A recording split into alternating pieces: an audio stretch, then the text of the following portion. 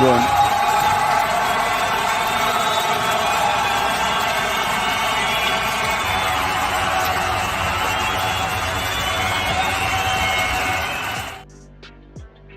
Fam, what's up? Kyle Henderson, Bama Football on YouTube. I appreciate you guys being here. Thank you so much for joining me tonight right here on Bama Football on YouTube. Also have T up in the house. Lady T. T, what's up? Hello, undefeated. Hope everybody is doing well. I said the T-Cam. No T-Cam? Oh, come on. What? Everyone said T-Cam. All right. Appreciate you guys being here tonight on this wonderful Wednesday, February 28th, as we have spring football, which will take place starting on Monday, which would be amazing. I mean, there's so many storylines to go through. And by the way, the call line is open from the jump, 205-850-1994. We appreciate you guys being here. And, can't wait to, kind of go over spring football in detail and provide the coverage that you guys want. Like, we started this. Audio isn't working. Should be working. Yeah. Is anybody else having audio issues? Audio should be fine. All right. Let me check the audio. It should be fine. Yeah, it should be fine. Can you hear us now? All right, call line is open, 205-850-1994. Alabama has a big basketball game tonight. As you know, Alabama is taking on Ole Miss, tries to get back on track against the Rebels. And that game is in Oxford, taking place in Oxford Square. Tip is 8 p.m. at the SJB Pavilion, 9500 on ESPN2. Don't want to remind you guys, but Alabama's last game, they lost to Kentucky. 117-95 is the most points Nate Oates has ever allowed as the head basketball coach. But previous to that, I mean, they beat a really good Florida team, and they beat up on Texas A&M, and they beat up on LSU, 109-92. I think, tonight, I don't know. I don't know if any of these games are like must-win games at this point, but I think you play to win the game. I think Alabama, will do what they need to do tonight and be able to take care of Ole Miss and get back on track before they have college game day, which is back. Hold on, it's my cousin. He's calling in. Hey, Mikey, what's up, man? I'm literally I just started live. I know we've been trying to connect, but I'm live every day. Yeah. Okay, man. I'll hit you up, bro. All right, see ya. All right, that's my cousin. He's the best man in my wedding, so always had to make time. And what's crazy is since I've kind of like gone to this new format, like a lot of my family, it's hard being like the balancing. And like for those of you who have kids, and I know you guys don't live stream. I know there's probably a few of you that do, but it's like we stream in the morning, we stream in the evening. During spring football, we're going to stream all day again. We'll go back to that format with more content creators. So it's just kind of the world that we live in, and have to make time, of course, to kind of navigate through all that. As I was talking about, the Alabama basketball team plays at 8 p.m., so we'll have the scoreboard up, and then Coach Mook will take you home tonight. Following me at 7 p.m., you have Coach Sean. Merrill is on assignment this entire week. That's what we say when like someone is off. And then we had Ty this morning, who did a really great job, of course. So Ty Hayes always bringing it, and he'll be back on tomorrow morning, batting at the leadoff spot. We're kind of playing with like some different lineups that we have, and Ty hitting at that number one spot. Sometimes, honestly, it's a little bit, I think like he does a great job opening up the show, and then to have me on at 9. And so we'll continue to cruise through that. Yeah. I think, that was number 12 right there. That was Dylan Lonergan, who just threw that ball. I think when you start kind of at the questions for the quarterback position, now that Tyler Buckner, who's passing right here, this is B-roll. B-roll is like footage that you had from like, a while ago that I'm just replaying. And I think like Dylan Lonergan is an interesting prospect to watch, because I think he has all the tools and the intangibles to be a really good quarterback. a great quarterback. I think same thing with Ty Simpson, and I don't really know too much about Austin Mack, but I think that he's going to be a guy that fits into the system nicely. So the quarterback spot is absolutely loaded. So what I want to do kind of on this particular show is I want to ask you, let's grade the positions. All right. And for our grading scale, we'll rank the positions, right? 10 being the highest. And we've done this a couple times, but now that we're getting a little bit closer, and we'll take your calls as well, but let's rank the quarterback position. So we have Jalen Milroe, you have Ty Simpson, Dylan Lonergan, and Austin Mack. So in a scale of 1 to 10, 10 being the highest, what do you feel that this quarterback room is overall? You feel it's a 10, like elite? Do you think it's a 9? Do you think it's an 8? Do you think it's a 7? T, what do you say with the quarterback room? I'd give it a 7.58. 7.58. Okay. That's probably a little low. Yeah, I think. I don't know. Let's see what happens. The undefeated is cruising on in. Go ahead and read that out, T. T, you lived in China for a year. That is. T, you lived in Hong Kong, right? Yeah, I don't even know if that's Mandarin or Cantonese or something else. I could not tell you. Can you sound it out? Can I sound it out? Well, thank you so much for becoming a fan funder. We really appreciate you. And see, Undefeated is saying that it's higher. Hey, fam, if you could hit the thumbs up too, I appreciate it.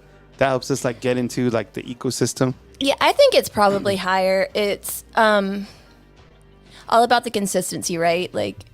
I think it's going to be Milroe. And it's, where he is this year. And I think he'll have improved, right? Yeah, hell yeah, it will improve. I mean, the thing about Jalen Milroe, when you look at him as a quarterback, I mean, he has much more experience and confidence coming in this season. The only thing is the playbook has changed, and now you have a different guy, overseeing everything. But I think in terms of what he's bringing to the table, I mean, he's elite. He's one of the best quarterbacks in the entire country. People don't want to say it, but he really is. So we appreciate you guys becoming fan funders. And if you are a fan funder, we appreciate you guys. We appreciate you guys. If you have not yet joined, hit the hyperlink above this video for as low as $2.99 a month. You can support the YouTube channel right here on Bama Football on YouTube. We really appreciate you guys so much. And just like, our fan funder who just joined, we appreciate you guys. A lot of green inside the comment box, which we appreciate. So, yeah, I think Undefeated feels, they feel pretty good. I mean, Vaughn is saying 8.9. Patriot Life, what's up, Patriot Life's taking care of us many, many times. He's saying 8. Jimmy's saying 9. So it's very, very high, clearly. Very, very high. And I'm not surprised. So when you kind of look at the quarterback position, I think Alabama's in a very good place. We go to the phone lines for our first call of the night, and it's a 201, and we'll take it right now. Hey, you're on the line with Kyle Henderson. Who am I on the line with, and where are you calling in from? Hey, Kyle, it's Adam calling from Georgia. How you doing? What's up, Adam? It's good to hear from you, man. I appreciate you calling in this evening. Hope all's well. And, we're talking about spring football and kind of, storylines going in. Start with the quarterback, kind of work our way through the show. But, yeah, appreciate you calling in, man. Take it away. Yeah, thanks so much. I'll be brief. I just have 2 quick points. Yeah. When it comes to the quarterback room, I tend to agree with you on the vast majority of your analysis, but I don't agree with you on Milroe. And I don't agree, and I say this respectfully, because when he played against Texas and when he played against Michigan and even against Georgia, he had the same issues with reading defenses and going through his progressions. And I think he's a wonderful man and a fantastic team player and leader, but I never saw really any progression in that specific area, and I think that's what hurt us against Michigan. And the second, so what I would say is I think it's going to be an open competition with Milroe probably the front runner, but I think he's going to get a serious challenge from Dylan and from Ty. And the other comment I had was unrelated. It was just about who you thought was going to step up on the defensive line this year to get a better pass rush. Yeah. Okay. Cool. Yeah. Well, I appreciate it, Adam. I think I'll answer your second question first. I think on the defensive line, it's really exciting because you have Freddie Roach coming back, coaching up those guys. So there's some familiarity there. And I think there's also familiarity in terms of Tim Keenan, Jameer Latham, Damon Payne, Jaheim Otis. There's a lot of guys specifically in that interior defensive line, and then the edge rusher should be elite. In terms of like a guy that's like I've said that I feel that Quindarius Robinson is going to be a guy who has that, that big kind of veteran year this year. And I think from a younger perspective, I don't want people to sleep on Quay Russo at all. I think that he's going to do something, honestly. I really do. And that doesn't mean I'm sleeping on anyone else. I think he's very talented as well. Keon Keeley, Yanze Pierre. So it's an overall very deep unit. And I think getting back to the quarterback, honestly, like, and this goes for everybody out there. Like, if you disagree with like any of the takes or like my analysis, that's fine. Like, we are here to talk about football, and there's no right or wrong. The right or wrong is figured out on the field, right, with wins and losses. We are here to talk about the players, to highlight the players, and talk about the good and the bad and what needs to be improved and what is elite. I think when you look back to Jalen Milroe's game, I did see progression from him throughout the season. I really did. I think the Texas game was, I think that game was bigger than everybody. I think it was bigger than Jalen Milroe in terms of like the magnitude of that game. I think Texas was more ready, to be honest. I think Steve Sarkisian had them completely dialed in. I think they just did a better job than Alabama. Not only from did Jalen struggle? I just think overall, like, Texas's defensive front beat up Alabama's offensive line up and down the field. They were just a better coached football team that particular day. I did see Jalen Milroe increase his overall awareness throughohout the season. I feel like the Texas A&M game was awesome. To see like his improvement and how he was able to win. And then, you look at a game like Georgia, where he didn't have like his big throws because his downfield accuracy was great, but his big throws like weren't there. But he still found a way to help Alabama win the SEC title game, especially in crunch time.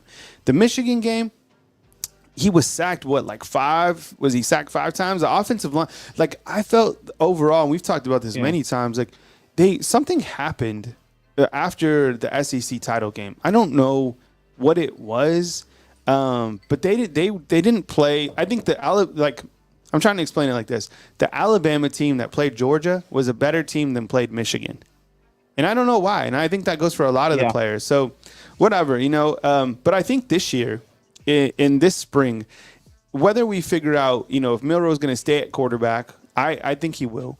But if there's going to be an opportunity, at least for Coach Kalen DeBoer, to see how the guys manage the offense under Nick Sheridan, under Coach Shepard, and under Coach Kalen DeBoer's overall offensive philosophy. So that way, when we get past spring, they have a baseline. Okay, so these are where these guys are within our terminology.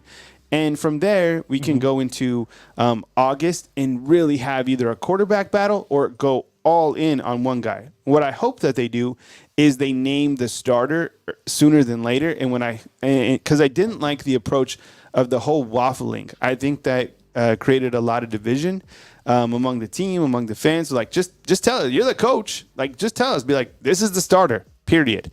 And I think that does a lot for the team. But no, I see what you're saying. And there's a lot of people that feel the same way about Jalen Milroe and kind of his development. And I also kind of bring up the fact that he's really had 3 offensive coordinators, 4, if you want to count Ryan Grubb for his 3 weeks or whatever he was here. So I don't know if that has affected his development. I would think it probably has, considering Bill O'Brien didn't even want him to be a quarterback. So who knows? But anyways, I appreciate the dialogue. You got anything else, Adam? No, I just say, what, maybe you're right and maybe I'm wrong. And I guess I trust that the board will make the right choice. And thanks always for an awesome show. And roll tide, pal. All right, no doubt, man. I appreciate you being here. Thank you so much, Adam. All right, call-in line is open at the bottom of the screen. 205-850-1994 is the number to call in. Yeah, I think that now that he has more experience, and one thing is for sure, he's the leader of this team, 100%. You even see it in the footage that Alabama releases, right? He's like breaking the team out, 1, 2, 3 team. We'll see how it does. I'm excited to see all the quarter. I'm just excited to see football, to be honest. And I think by the time they start practicing, the weather should be pretty good. It had been really nice, and then today it took like a 30-degree swing in the wrong direction. and now it's cold again. It's so weird. I don't know. This storm blew through. Yay! What? Yo, Caitlin with the Hundy spot. Thank you so much. T, you want to read that out? Yes, thank you, Caitlin. She says, Roll Tide to all the incoming freshmen. Welcome, Roll Tide Roll. And Milroe going to show out on the ball. This offense will help Milroe big. Milroe QB1. I saw Milroe hot in the trenches, experienced, graduated, centered up. Coaches love him. Look, Caitlin, first of all, we appreciate you. Love the avatar. I know exactly where that is. That's walking into the Walk of Champions. And it's basically adjacent to where Nick Saban is. So love your support of the channel. Thank you so much. I mean, you are one person who has certainly continued to believe in the product. All of the fan funders. It's been really amazing to you, right? To see the continued support on the channel since, we've gone into like overdrive and Caitlin coming in on overdrive right here to start off the show. So hell yeah, Caitlin, we really appreciate you so much, and thank you so much. We'll leave that on the screen for a little while. Yes, thank you, Caitlin. Yeah, absolutely. Thank you so much. T, if you could put maybe the call line on the ticker at the bottom, I'll fix it. So we can leave this Sunday spot. And there's there's a money emoji, but if you can make it. Sorry, it just went away when I put that up. It's fine. Yeah. Add it again.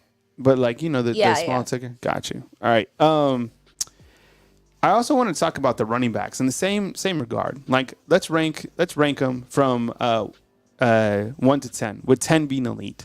And when you look to the running back room, and I'll take my next call in just a minute. It's a 9-1-2. You have Jam Miller, and what's amazing is he's so talented. But I don't feel that he's getting kind of the notoriety that he should be getting at this point in time, which is good. Keep you hungry, right? And then you also have Justice Haynes, and he's the one who's getting the spotlight, and rightfully so. Then you have Richard Young, the guy I've been talking about. Like, I can't wait to see him. It seems to me like he'd probably be like pissed off for greatness because he just didn't get to eat in terms of like repetitions last year. And then you have Daniel Hill. And then you also have Kevin Riley. So what do you guys think on a scale of 1 to 10, 10 being the like elite? Go ahead and go with the running backs. T, what do you think? The running backs? Mm-hmm. 8? 8? Yeah, okay. So 8 and 8 so far, pretty much, right? Yeah. Yeah, okay. Yeah, I mean, I think with the running backs, yeah, maybe 8, 7.5, just to kind of keep them hungry a little bit. Give them some reverse rat poison if anyone is like using this. Sometimes they like to do that. They'll like screen record this and be like, look, Kyle Henderson's the enemy. He doesn't believe you're a 10. They do that all the time. Well, I mean, I did this for a living, like covering when I worked in New Mexico. I would pick against teams. Oh my God, they would print it out and like post it, and then I became like the enemy of the fans. So I was like, do I continue? I'm a hard grader too, so. Yeah, I'm a hard grader. And look, like you can grade on like, overall production or like what you could be. I don't know. Yeah. There may be different things. Are we doing potential or like That's what current, I'm saying. Yeah, like potential, 10. Yeah, 10. Right? But like, where are you at right now? What have you done overall? And the grades are going to be high because it's just absolutely stacked running back room. Brittany, what's up? I see you inside the comment box. Rich B, what's up? Dalton. LaQuacia as well. Coin God, what's up? I see all you inside the comment box as well. Thank you so much. And Caitlin certainly leading the super chat leaderboard. That was me on the line, Kyle. I got to get my questions in order. The 912. It's all good, man. Call line's like wide open. So 205. It's at the very bottom. T. You could also post it. I'm trying to figure out a way to put it up top too, where we can see it. I just had it in the top, but it was covering up the banner. Oh, and we have like, is this live?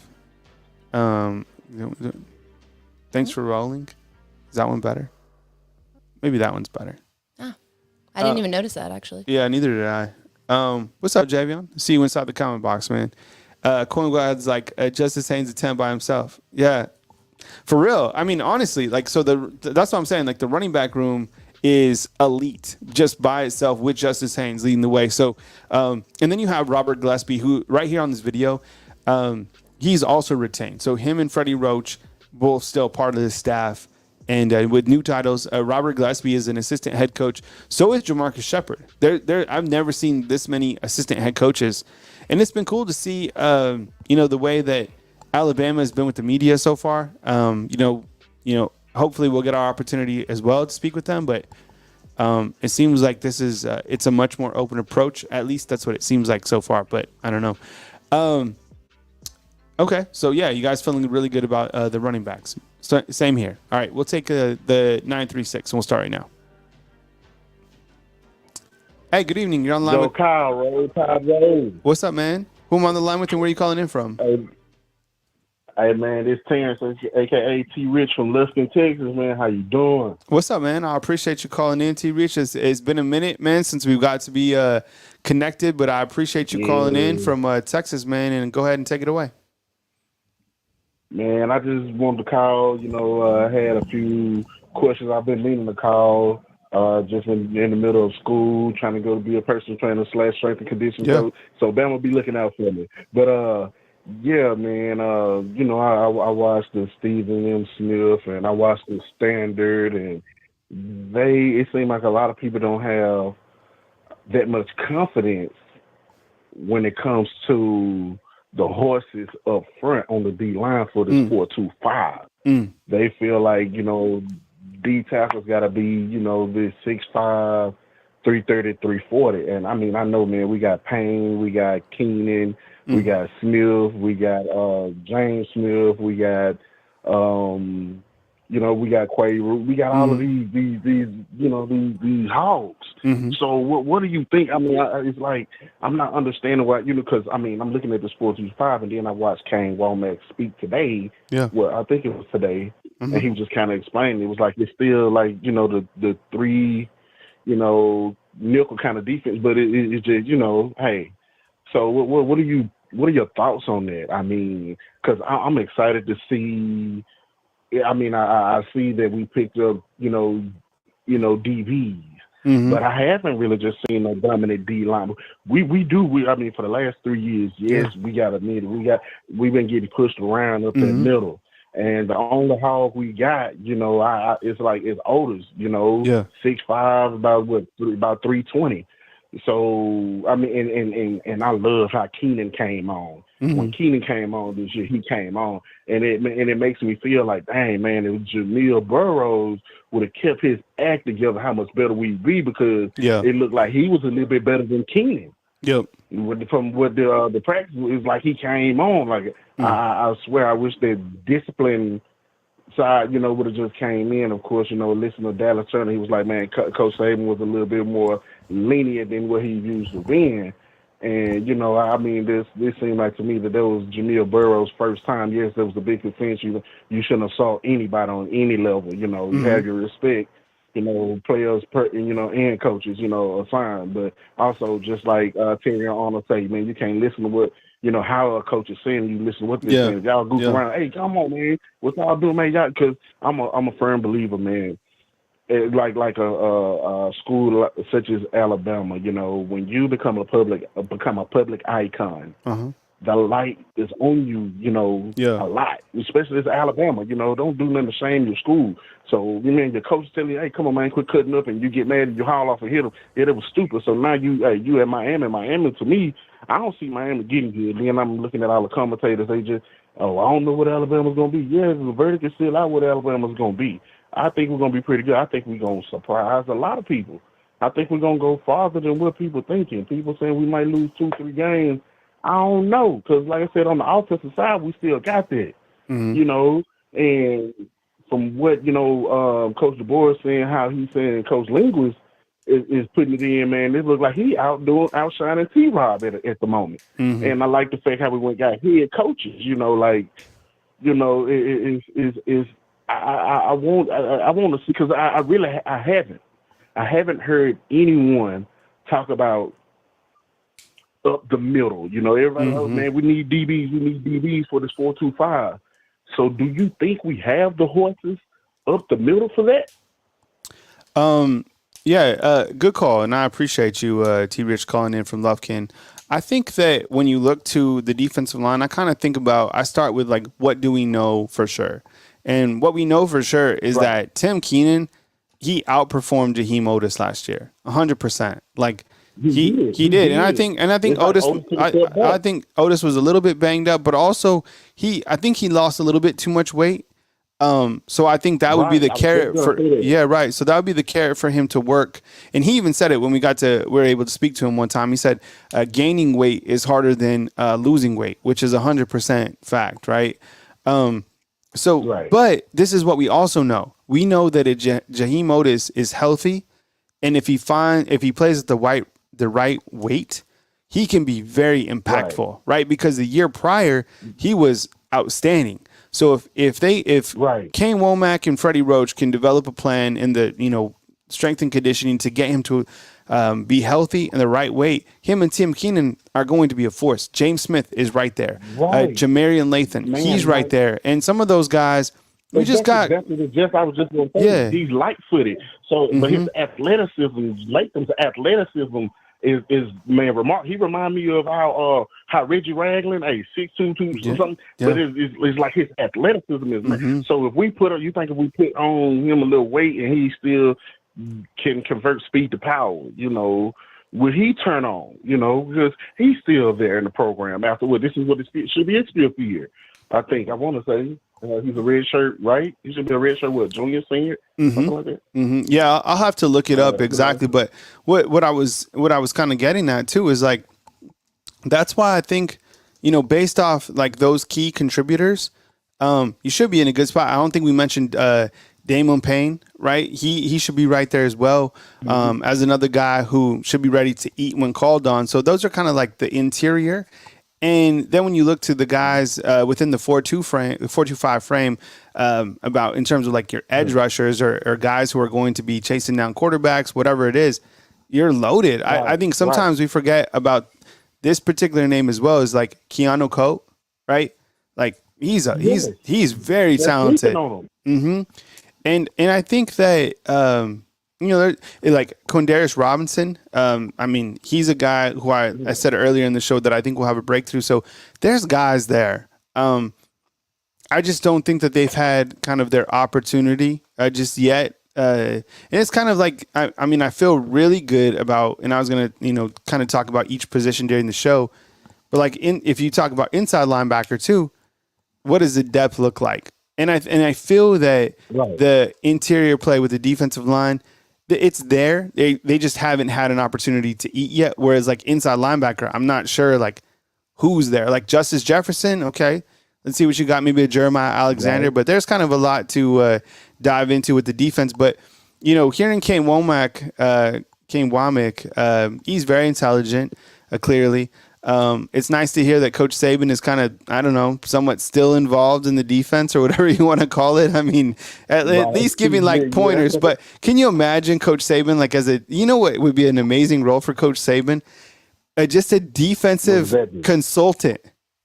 Like seriously, a defensive consultant, and you could just call and be like, "Hey, Coach, can you just jump on like a Zoom real quick?" All right, so what exactly should the responsibility of this person be based off the personnel, based off the player skill set? Coach Saban could break that down. I mean, that would be so. So he's like a consultant. He's an advisor, business-wise. He's an analyst. Coach Saban does it all. He's a Renaissance man. So exactly. Yeah, I love it. I was just wondering. I just wanted to call and see. At least, do we at least go pull at least one? D lineman, somebody that just, because like I said, man, we all seen how things were under Pete Golden. We all seen, everybody knows for the last about 3 years, our D line hadn't been that D line of Sean Robb, Jonathan Allen, Darren Payne, DJ Peckway, Ryan Anderson, Davin Tomlinson. We hadn't had that. And it's like, man, I'm like, man, that's what I'm waiting to get back to see. And we do have the talent, but it's like, it's like you said, Freddie Roach. I mean, I still feel like, man, Doc, on so many ways, we still keep missing out on Bo Davis. I'm not understanding. I feel like Freddie Roach will come more into into his own coaching his actual own position. Yeah. You know, I do like the linebackers higher, you know, with his background. A lot of people don't like to say, oh, well, yeah, you look at he's been here. But, hey, he's been impactful for everybody where he's been. You hit the ground, straight recruiting, you know. And I got faith in the new DC, man. I'm liking it, you know. And like I said, this 4-2-5 is so intriguing to me. But like I said, I was watching, I don't know, was it Teague's talk or you know, but it was like, man, in order to run this, you know, you got to have them 330s, and Bama don't have that. Bama don't. And I'm like, man, you forgot about Otis, but yeah, Otis did lose the weight, but he's still about 330. And they're just persistent on we need this 6'5", 6'6".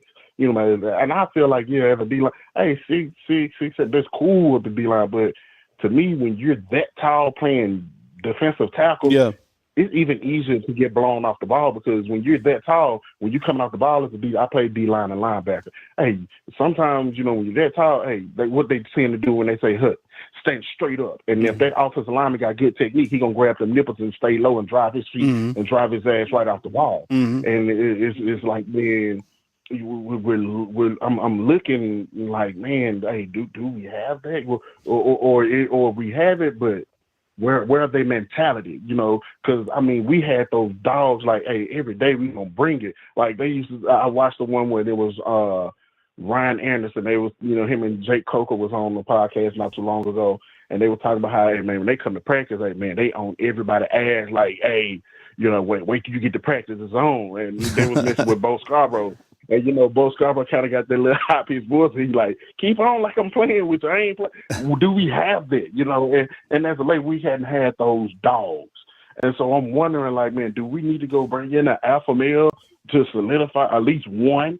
You know, I mean, or like you said, man, give James Smith that chance. Give some of those guys, you know, I mean, I'm just intrigued to see, okay, man, do we have the horses for that up the middle? You know, the linebacker play, I'm looking, those guys are hella athletic, you know what I'm saying? The JUCO linebacker, he got juice to me. I love his speed, and he is not afraid to hit you. He will pop you. What's the JUCO guy that came in last year? Just said his name. At the linebacker position, Justice Jefferson? Yeah, Jefferson. He got juice. I look, he ain't afraid to hit. You know, that's what I love. But I mean, I feel like Deontay Laus can be a little bit more vocal, you know, because like I said, I played D-line and I played Mike. And I know, hey, man, hey, let's go. Let's get it. Hey, if you ain't got the same color I got on, I'm going to give it to you every time you touch the ball. Let's go. You know what I'm saying? Like, let's go. And like, that's, I was just, like I said, I've been meaning a call. I just been in the process of getting stuff right for school, trying to, you know, I have still been listening, tuned in. Just hadn't called it a little bit. You good, man. Ever roll tide, man, y'all one of them lights, you know, hit the super chat, man. Hey, I support y'all, Kyle. Appreciate you, man. Jay, man, I love y'all. Maria, man, I love y'all. I will forever be locked in. Forever be locked in. Roll Appreciate tide, roll. you, man. Let's get it, baby. Let's go. All right, man. Take it easy, Coach. All right, man. All right. Good call. That's our boy T-Rich calling in from Lufkin, Texas. Usually when I talk to T-Rich, he tells like Lufkin, they have like some incredible high school football around there. So it's always amazing to kind of see, you know, the talent that came out of there and that still exists. By the way, fam, Patriot Life, what's up, man? Just he added 5 fan funderships. So we appreciate that. Yeah. Patriot Life, thank you. Yeah, thank you so much, Patriot Life. Patriot Life is giving people more opportunities to see the premium content. And it just be, fan funders right here on Bama Football on YouTube. So Patriot Life, thank you so much. He's rocking the undefeated. So he's all in 1,000,000%. And we appreciate you. Thank you so much. If you want to become a fan funder, you can hit the hyperlink above this video. Only $2.99 per month. We appreciate you guys supporting the product. Super chats as well. T's going to add the super chat leaderboard here in just a second. We have 2 calls lined up. We got a 912 and a 601. We'll go to those in just a minute. And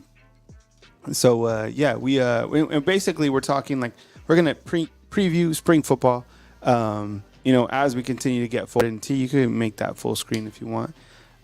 So thank you, Patriot Life. We appreciate you so much, man. You just honestly appreciate your support. As you can see right here for the Super Chat leaderboard, Caitlin way out in front with 99 spot. Patriot Life, $24.95. Eddie, Wesley, and Jay Jackson in with the 10 spot. And Kunte Plummer and Kiltech in with 5 spot. And then Jimmy Brown with the 5 spot. And then Patriot Life and Jimmy Brown have also contributed. And Patriot Life should be $49.95 now.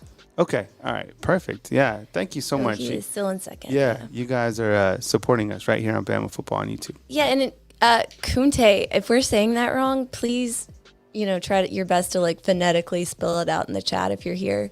And we appreciate you. Yeah. Thank you. We appreciate you so much. T, can you put us back on screen? Oh, here I am full screen. What's up, fam? Get to my next caller in just a second. We got a... let's do the 912 and then do the 601. Hey, what's going on? You're on the line with Kyle Henderson. Who I'm on line with, and where are you calling in from?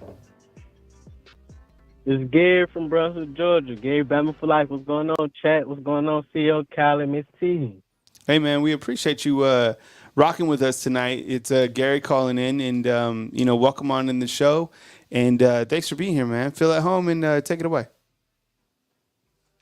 Yes, sir. Just getting off, man. Tuned into the show. I just had 2 quick emphases I wanted to hit on real quick, and wanted to hit on them real quick and get your take on them, and that'll be it. But okay, the first one was I seen earlier that Shepard was talking in the interview about Ryan Williams and how he was saying he could be more of an impact this season and have more playing time than people may think. Mm-hmm.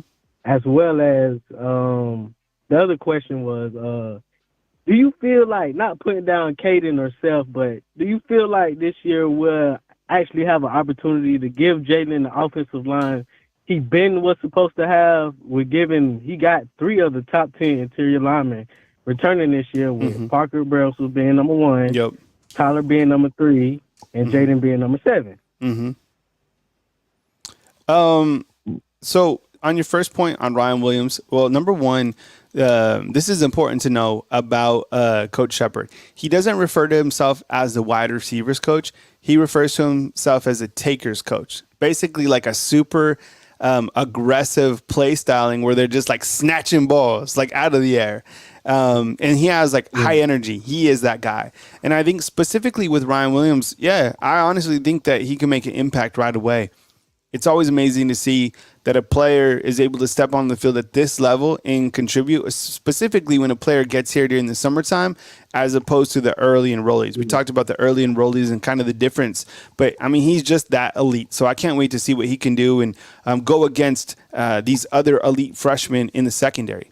I think when you look to, this is a damn good point that you just brought up regarding the offensive line, because last year, the offensive line, they underperformed, unfortunately. I felt that, Caden Proctor, while we wanted him to, develop into this day one starter, and he was a starter.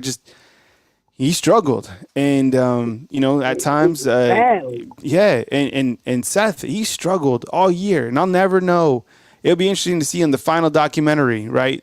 Diamonds Are Forever or whatever, The Road to Greatness. I don't know. How about that for the title of Coach Saban's movie, The Road to Greatness?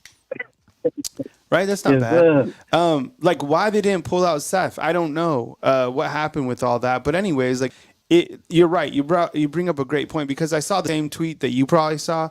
You have Parker Brailsford coming in, who was one of the highest graded centers in college football at center. You have Jaden Roberts and you have Tyler Booker. Those are 3 out of 5. So who's going to be the tackles?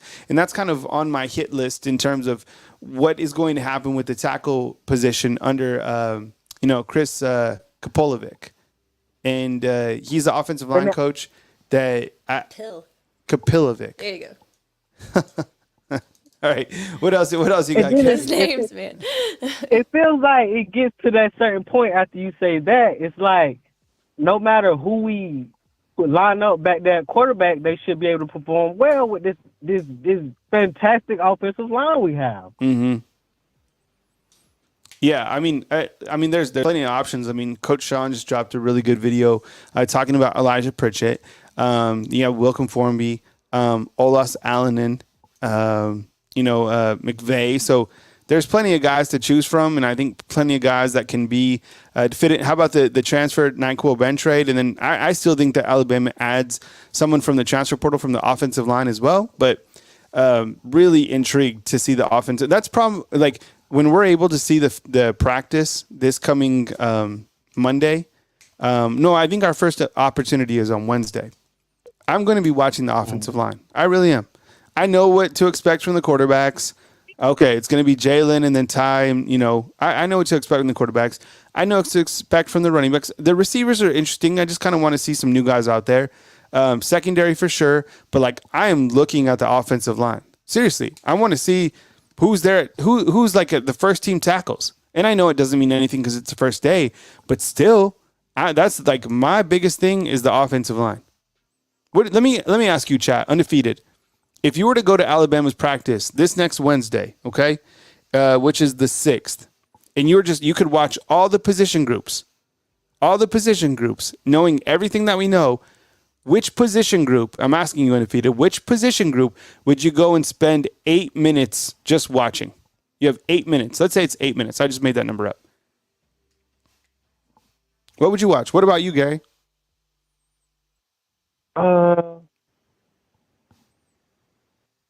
8 minutes. Okay. Just 8 minutes. T, who would you see? Yeah, maybe the defensive backs. DBs, okay. D-line. Trench or the warfare. Offensive line. Yeah, I say they'll definitely show the DBs. They'll show the quarterbacks throwing a little bit. And Secondary. They'll show D-line getting a little work in. Everyone's saying secondary. Damn, maybe I should go watch the secondary. That's what the people want to see. They always show the secondary. No, I know, but think about this, Gary. Everything that we knew from the past is erased because we get to go literally watch. So before COVID, 2017, 18, 19, we could go watch for I don't know, maybe 15 minutes. Maybe it was 12. And then it kind of got less and less. Now under this new staff, we can watch an entire practice. 3 times this spring, we can watch an entire practice. We can just not film during 11 on 11. So, yeah. So I don't remove your 8 minutes. I was just saying if you just had 8 minutes, but I think we have the whole practice. So we might be able just to sit there and just be okay, this position. I don't know. I don't know what's going to happen. I mean, I think it's going to be video overload, right? So. And man, I just wanted to say this before I got off of here.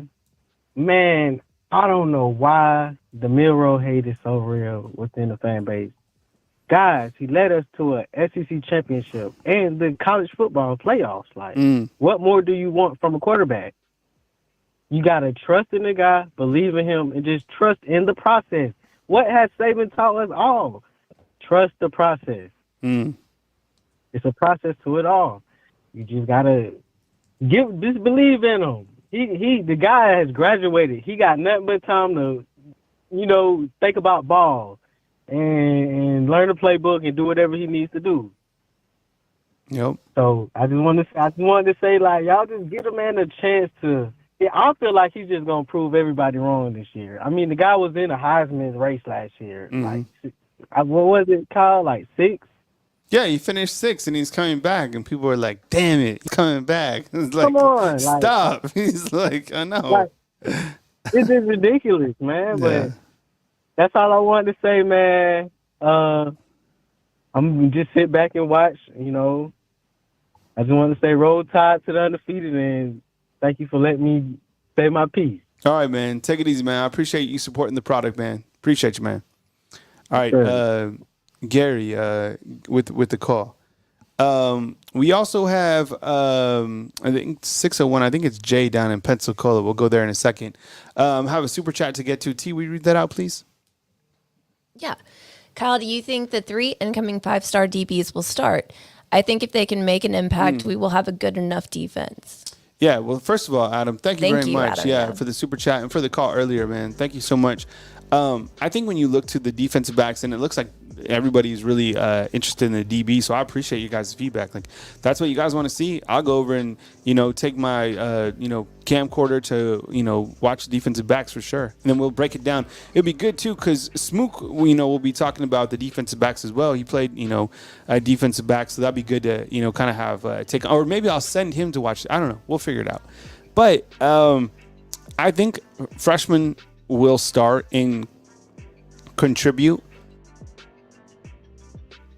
during the springtime, but I don't know if you'll have a solidified starting defense because of that transfer portal window. And I think they'll make assessments and probably take in another corner or a safety in that transfer portal window. So I think you're going to get a lot of opportunities to see Zay Mincy, Mbakwe, Peyton Woodyard, any of these guys, the whole list of them contribute and battle with these very talented wide receivers. Because right now, the wide receivers are better talent-wise than the defensive backs. And they're going to battle all this spring for these short practices, but they're going to get better from it. And they're going to grow up. Like, these freshmen coming in, they're about to grow up 1,000,000%. So good question, but I think they're definitely going to get plenty of spring playing time, a lot more than they would in the past, because those guys left. They didn't want to be here. These freshmen are here, and they're ready to contribute.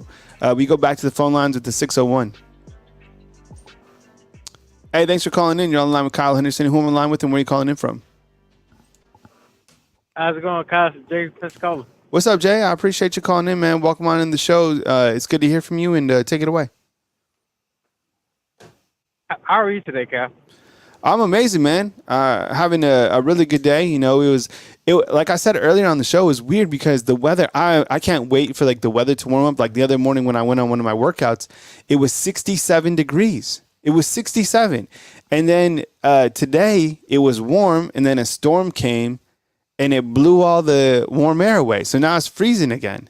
So I'm ready for the warm weather. I'm ready for spring football. And Hacker Music, what's up, man? Spring football practice starts on March 4th. And then practice will be, I have the schedule right here. We can't release the schedule like media-wise, but it's the 4th, which is Monday. And then the second practice will be on the 6th. And then the third practice will be on the 8th. On the 4th, we'll get to hear from Coach Kalen DeBoer at the podium. On the 6th, we'll get to hear from players and defensive assistants on the field, which will be interesting.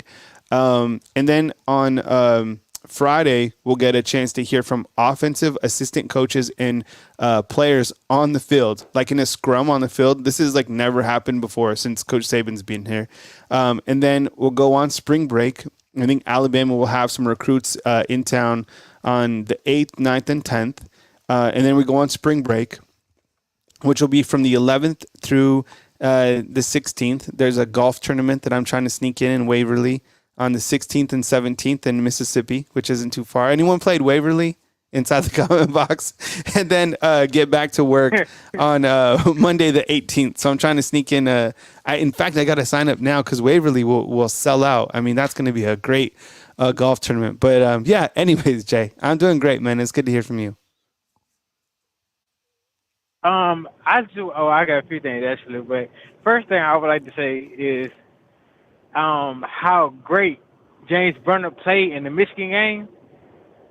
He punted that ball within the 5 to the 20-yard line every time he punted that ball. Mm-hmm.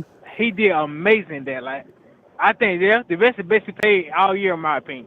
He didn't do a bad job this year, but he did amazing. Like, he really put us in a good position the whole game. I'm more excited, in my opinion, about the special team this year. In my opinion, the special team is the momentum of the game, how the game starts off. Yeah. So if we have a good special team move, like that sets the tone for the game. Yeah. And I'm excited for it. I think when you look to, I mean, I'm glad you brought up the special teams and I'm glad you brought up James Burnip because he's a hell of a weapon. I honestly think he's probably one of the top 5 returning punters in college football, and he is a weapon. As Crimson Blood just said inside the comment box, he's a hell of a weapon. He's someone who can flip the field, and I think he got better and better as the season went on, and he did wonderful in the Michigan game. I still kind of think about when he punted and the player like muffed the punt there at like the 1 yard line, and I mean that could have changed the Alabama probably wins the national title if like I was right there on that corner right before they went into overtime. It was crazy, but anyways, he's great. He's coming back, and then you kind of look to who else is coming back on the special teams. Who's going to be the returners? We don't know that just yet. But think about this: Alabama has to, and we talked about this I think this morning or yesterday, but it's worth talking about all the time until we actually see it on the field. Is taking over for Will Reichard, which will be Connor Talty, or with the outside coming in, Tucker Cornelius, who's a preferred walk-on. But Will Reichard is the all-time leading scorer in college football history. Not at Alabama, not in the SEC, in history. So you lose Coach Saban, and he was probably the second biggest loss as well. So you have Connor Talty. Bruce, what's up, man? I see you inside the comment box. But Connor Talty will be your field goal kicker and on kickoffs.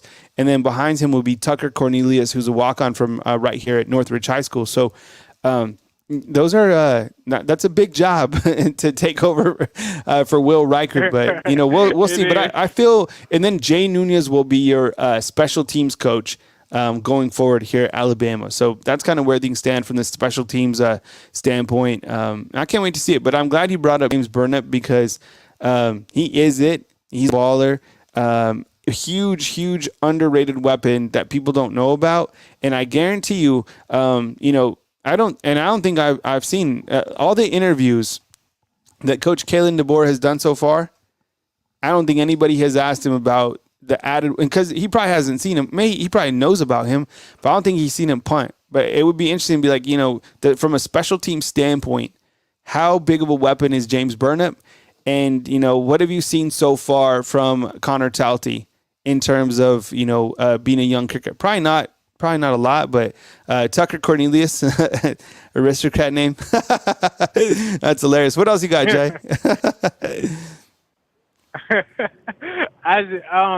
only thing else I got is my 2 MVPs for the season, in my opinion, is Justin Haynes and Kobe Prentice. Those are my 2 MVPs for the season. Man, those are your way too early MVPs. Love it. So, Kobe Prentice is, he could be definitely a household name by season's end. I think sometimes people forget about how talented he is. And Justice Haynes, all of us just want him to get the football. We can't wait. He scored 3 touchdowns last year in the A-Day game. He was the MVP. He just got here. Imagine coming from high school and be like, "Hey, where you going?" "Oh man, I'm going to Alabama." "Oh man, it's amazing." "Oh, how's it going?" "I just was the A-Day MVP." It's crazy. So yeah, that's crazy to think about. But he's that good. Love it. Anything else, Jay? While I got you on the line. No, that's it, Kyle. I just wanted to call in, just talk to you guys, just chill out with the undefeated on the phone. That's it. So I appreciate y'all. I'm always supporting on the road, and y'all have a good night. All right, man. Take it easy, man. All right, that's Jay calling in from Pensacola. What's up, Lisa? See you inside the comment box. Thanks for being here. Marvin Waffle House, what's up, man? Like the new avatar. Kyle is also in. Jay in the house. I like that. Nice name. Real, recognized real. Byron's always in here. Appreciate you very much. Mark, what's up, man? Appreciate you. If you're able to become a fan funder, that'd be awesome, man. Just hit the hyperlink above. If not, it's cool, man. We appreciate the being here. Same here with GT18, man. Roll Tide undefeated. What's up? Appreciate you being here. Kimberly, what's going on? I appreciate you being here inside the comment box. Hope you're having a really good evening, Kimberly, and thank you for being with us right here on Bama Football on YouTube. And thank you to everybody that continues to support us. January, February, we got through that together. And next Monday, we got college football in the spring, which is fine. And tonight at 8 p.m., you got Alabama basketball taking on Ole Miss in Oxford, Alabama, which would be a great matchup. I think Alabama has a great opportunity to get back on track following their loss to Kentucky. So at a glance, Alabama taking on Ole Miss. The game will be on ESPN2. I went recently to this Oxford basketball arena. It's completely redone, and it is amazing. They've done a really great job there. Alabama on the season, 19-8. The amazing thing is they only lost 6 games last year, which is crazy. I mean, Nate Oates already up for, Coach of the Year awards, and rightfully so. In the SEC, 11-3 overall. Leading scorers, Mark Sears, 20.4 points per game. On the other side, you have Ole Miss, who actually has the same record, 19-8 overall, but 6-8 in SEC play. Trying to see if the two teams did meet before. I don't think they did. So anyways, I mean, and look, one of the biggest challenges is always playing on the road in the SEC. It's just difficult. This could be a weird game tonight. I don't think it will be, but I'm just saying, like, you're on the road. You're supposed to beat Ole Miss. Jarvis, what's up, Janet? Thank you so much. We appreciate you. Thank you so much for being here. But I don't know. Like, sometimes I hope they just come out and just beat the brakes off Ole Miss. I don't know. Like, don't be looking ahead to that game against Tennessee in terms of like redemption. I don't think they'll do that. I think Nate Oates will have them dialed in from their last loss. So we'll see how it goes. And T, go ahead and put on that super chat leaderboard before I take my next call. All right, T, go ahead and read them out. So we have Caitlin Ingle in first place with $100, $99.99. Patriot Life in second place. Oh, I like how you said that. $99.99. This is very country came out a little bit. Caitlin inspired me there. She's coming through. Patriot Life in second place with $49.95. Adam Lampanello in third place with $20. Eddie Wesley and Jay Jackson tied for fourth with $10. And then Kunte and Kiltech in fifth with $5. Right. And then Patriot Life has donated 10 memberships today. Hell yeah. All right. That's what's up. That's a hell of a super chat leaderboard. All right. Can you put me back on screen? Oh, perfect. Nice. Oh, that one was smoother. Yeah, but we missed that. Can't you just put in the overlay and then just pop it on and then pop it off? I can. I just forgot. If I'm being honest. I think we had a question coming in from Siobhan. Let's see. All right. Can you give us an update on Keon Saab? Sab. All right. So Sab. So the last name is Sab, rhymes with tab. We think. But I think he's going to be an added component to this defensive secondary. He's a guy who played in 65 snaps against Washington, which was in the national title game. Didn't play an overwhelming amount of snaps last year. I think he had over 300. For comparison's sake, someone who played a lot of reps would be like a guy like Malachi Moore, who played in over 740 snaps. Who played a lot was Caleb Downs, who was a true freshman who played in almost 900 snaps for Alabama last year as a true freshman. So I think with Caleb, with Keon Saab, you're getting with somebody who isn't close to a ceiling. I think he's ready to start peaking at the right time, and I think he comes in at the right time, being, spring ball or whenever he does enroll. Some people have said he's enrolled. I'm not sure. Be curious to see if he is out there at spring football practice. I think he is. Not 100% sure on that. But anyways, I'm excited to see him. He's a playmaker, long, lanky. Looks like he could be, a contributing safety. Him and Damani Jackson, two safeties that came in. Damani Jackson from USC, the former 5-star, and then Keon Saab, who is a top 100 player.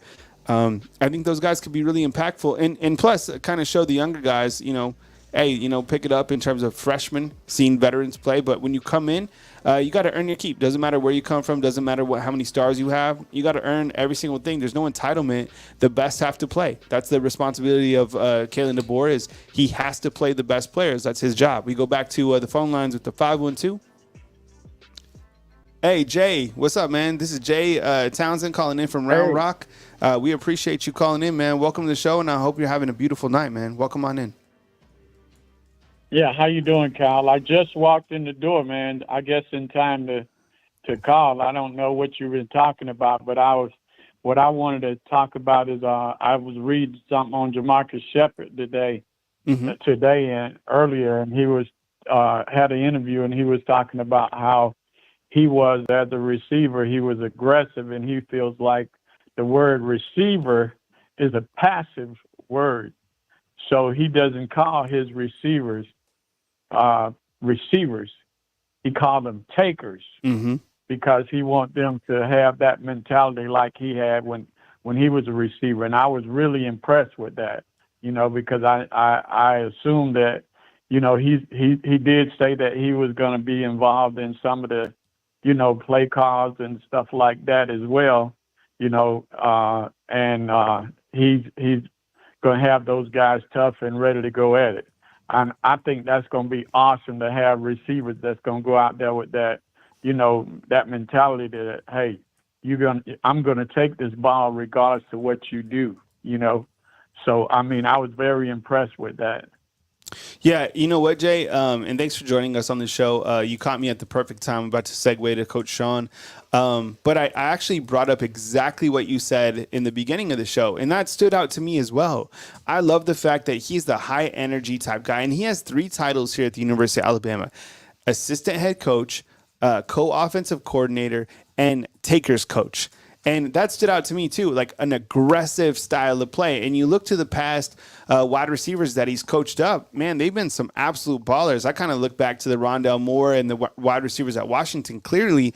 And coming in here, I bet you he is so excited to get to work with these particular wide receivers on the roster, whether it's Jeremy Bernard, who I'm sure he's more familiar with, or he's coming over to play with like a guy like Kobe Prentice, or a guy like Kendrick Law, or Emmanuel Henderson, or Jalen Hell. Like the room is completely stocked for him to come over and make an immediate impact. So I'm glad you caught that as well. I think Tony Tsoukalis of Rivals had a really good article on that. That's where I actually read that article. But just kind of listening to these guys, whether it's been on radio or in print, has been really good to get an understanding from the mindset from the assistant coaches. Because in the years past, we knew that these guys are ultra talented or have kind of a charisma about them from an assistant coaching standpoint, but we never get to talk to them. Never. I've never, other than kind of a media opportunity at the beginning of the year. So it's been rather refreshing to for the media to highlight some of these up and coming coaches and just to see how talented they are at their craft. Yeah, and what I wanted to say, I think we're going to see people talking about the receivers at Alabama like they did with Jerry Jeudy and Henry Ruggs and Devontae Smith, because he's getting ready to create some monsters, you know what I'm saying? Yeah. And I'm just really, really excited and looking forward to this, man, to see how these guys turn out, because he's got a lot of talent to work with, and even more than he had at Washington. That's what I'm saying.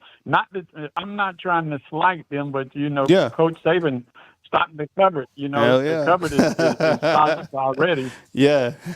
And then what he's got coming in, it's going to be awesome, man. I'm just excited about it. And anyway, that's about all I had to say.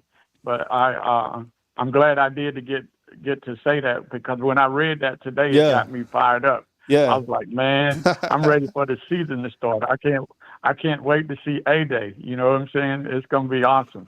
Hell yeah. Well, I appreciate the call and the continued support, Jay. I really do. Thank you for being a fan funder and a top contributor right here on Bama Football on YouTube. I hope you have a great rest of the evening, and I hope you stick around for Coach Sean's segment, which is coming up next. But thank you so much for calling in. Oh, for sure, always good to wrap sure. with you, and we'll catch up next time. And I look forward to seeing y'all at A-Day, man. Yeah, absolutely, man. That'd be a Tide. good time. Take it easy. All right, roll tide to you. All right, that is Jay calling in from Round Rock, Texas. Next up, we welcome in Coach Sean. I appreciate right here on Bama Football on YouTube. 1, 2, 3, Coach Sean, you good? Give me a thumbs up in the back. We bring you on to the flight deck. And Coach Sean, man, what's up? Good to see you, man. I think you might be muted, Coach.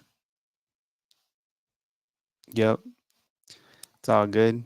All good, man. Thanks, Kyle. How you doing, bro? Good, man. Yeah, it's good. It's that time, starting to bust out like the old school B-roll just to kind of, I've been missing some football. And, now with spring practice literally on the horizon, it's amazing how long it takes, but it's amazing how fast we get there as well. So you have a small window of time to see these guys participate in spring ball. It's going to provide a lot to chew on for sure. We're going to chew on this all the way till we get to the season, but it'll give us kind of a snapshot of realistically what we're working with at this point in time. guys develop at different rates. Even during the summertime, you could have a breakthrough. New guys are added to the roster during the summertime. Guys develop kind of a cohesiveness sometimes on their own during the summertime, working out, whatever. But I can't wait to see these coaches start coaching these players and us getting a little spring ball, man. So I know you're pumped up about your segment. I'll let you kind of dive right into it, man. But before I kind of move forward, I wanted to talk about the running backs with you specifically, because I know you and Ty just talked about the running back room, and that video will be published for fan funders at 8 p.m. tonight. Or probably I might push it for maybe 8 p.m. Or right before the basketball game, and then regular viewers can watch it tomorrow at 5 a.m. So you get a sneak peek at a exclusive video dropping tonight with the running backs. But Coach, I bet that was a fun group to talk about. I mean, what you kind of tease it a little bit about what you and Ty talked about regarding the running back room.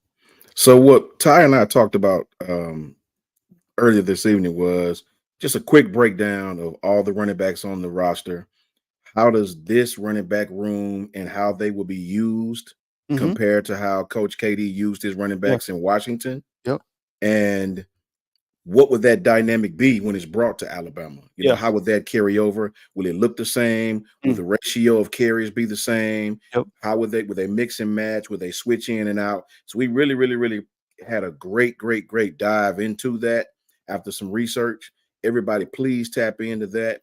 You know, we put a lot of work into that, and it means a lot to Ty and myself. And I really think you guys will enjoy it. We gave you some really key nuggets of how we think they'll be used this year, and which running back we think will rush for 1,000 yards this year. Yeah, because I think sometimes when we get so excited talking about Coach Kalen DeBoer's offense, we talk about the quarterbacks, the receivers, you know, who are going to be the tackles, whatever. But we forget that they had 1,000, like their running backs eat. Like Coach Kalen DeBoer, he feeds his running backs too. So, you know, when you look to the components coming back, I mean, the running backs, they're going to shine, and can't wait. So I appreciate you guys putting that together. But fam, please support Coach Sean like you would me. T, can we get one more look at the Super Chat leaderboard before we go into Coach's segment here? And Coach, we appreciate you being here, man. I can't wait to check out your segment. I'm going to have it on the background while I do some video editing. But I appreciate you being here. And then everybody, we have an Alabama basketball game at 8 tonight on ESPN2. T, one more time, read them out. So in first place, we have Caitlin Ingle. Oh, this one actually isn't updated. Hang on. All right, because Caitlin came through with the honey spot from the jump. Wow. So, she returned the kick, like this, like the opening kick for the game. Like she got the ball and she took it to the house. So she might be returning kicks for us. Yeah, so she's killing it. First place, we have Caitlin Ingle with $99.99. I like it. I did it better the last time. Yeah, you did. Second place is Patriot Life with $49.95. Third place, Adam Lampanello, $20. Fourth place is Eddie Wesley and Jay Jackson with $10. And fifth place is Kunte Plummer and Kiltac 9 with $5. Love it. Thank you guys for supporting us. We really appreciate you guys. Coach Sean has you covered until 8, and then you have Coach Smook coming in. So we appreciate you guys. Coach, have a great segment. If there's anything you need, let us know. But with that said, Coach Sean, he's got you covered. I got you, Kyle. I appreciate you, my brother. You and Lady T, more than you guys know. Thank you so very much.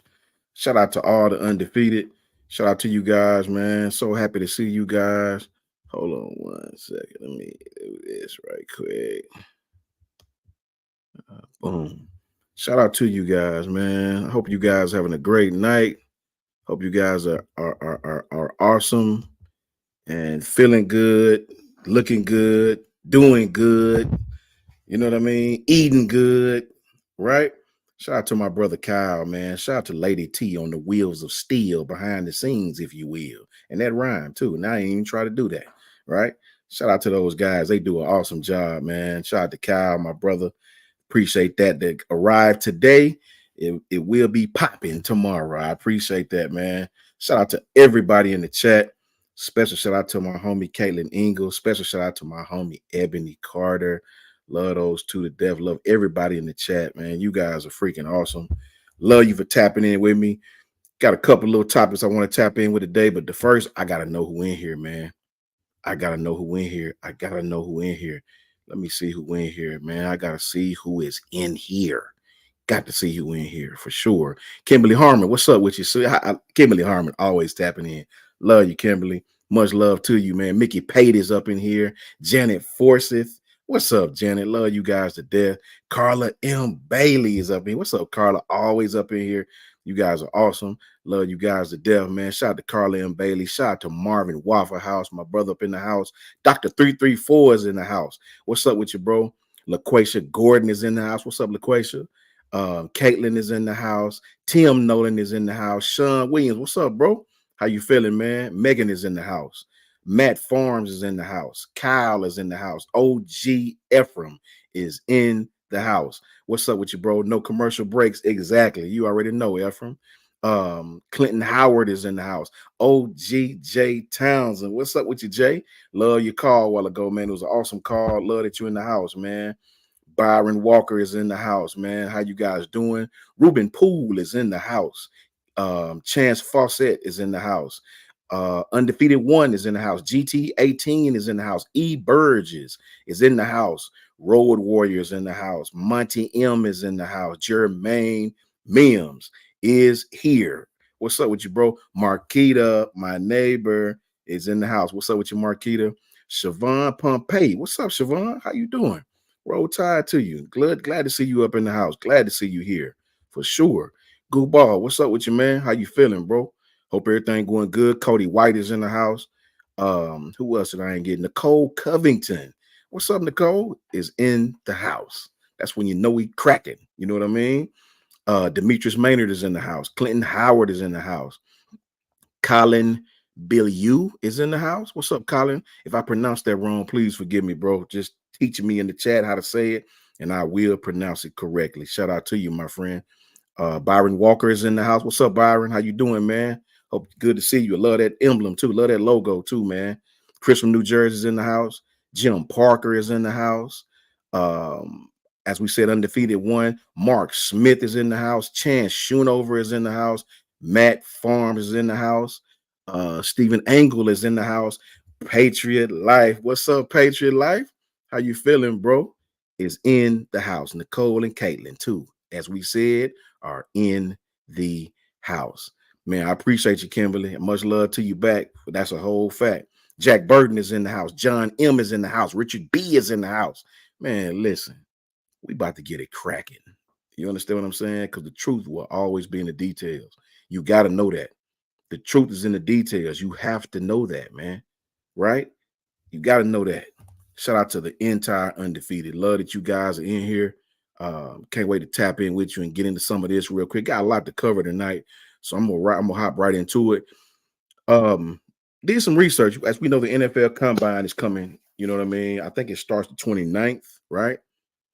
10 guys from Bama that will be representing the Crimson Tide at the Combine this year.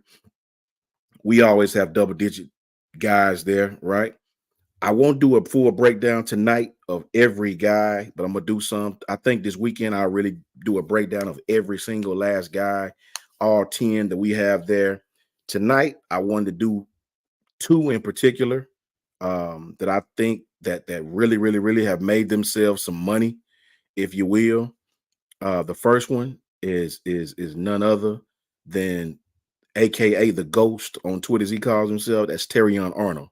Now, coming into the season real quickly, Terrion Arnold, you know, he had some ups and downs last year, you know, at Texas. You know what I mean? The young man played safety in high school, coming to college. Now he playing star, he playing straight corner, boundary, field side, you know, whatever the case may be. You know, if you play in the secondary, you know, those that play those that play corner can play safety. Those that play safety can rarely play corner. I ain't gonna say never, but rarely play corner. Let me say that again. Those that play corner can transition to safety. Those that play safety rarely transition to corner, right? And if you coach football, you know what I'm talking about. It's totally different, right? 2 totally different positions, 2 totally different responsibilities at times, especially on that corner. So Terry Young coming to this season, and the kid played absolutely awesome. I don't know if anybody paid attention, but toward the latter part of the season, I say maybe the 6th or maybe the 7th or 8th game, teams were really going away from Terry Young and targeting Kool-Aid, or trying to.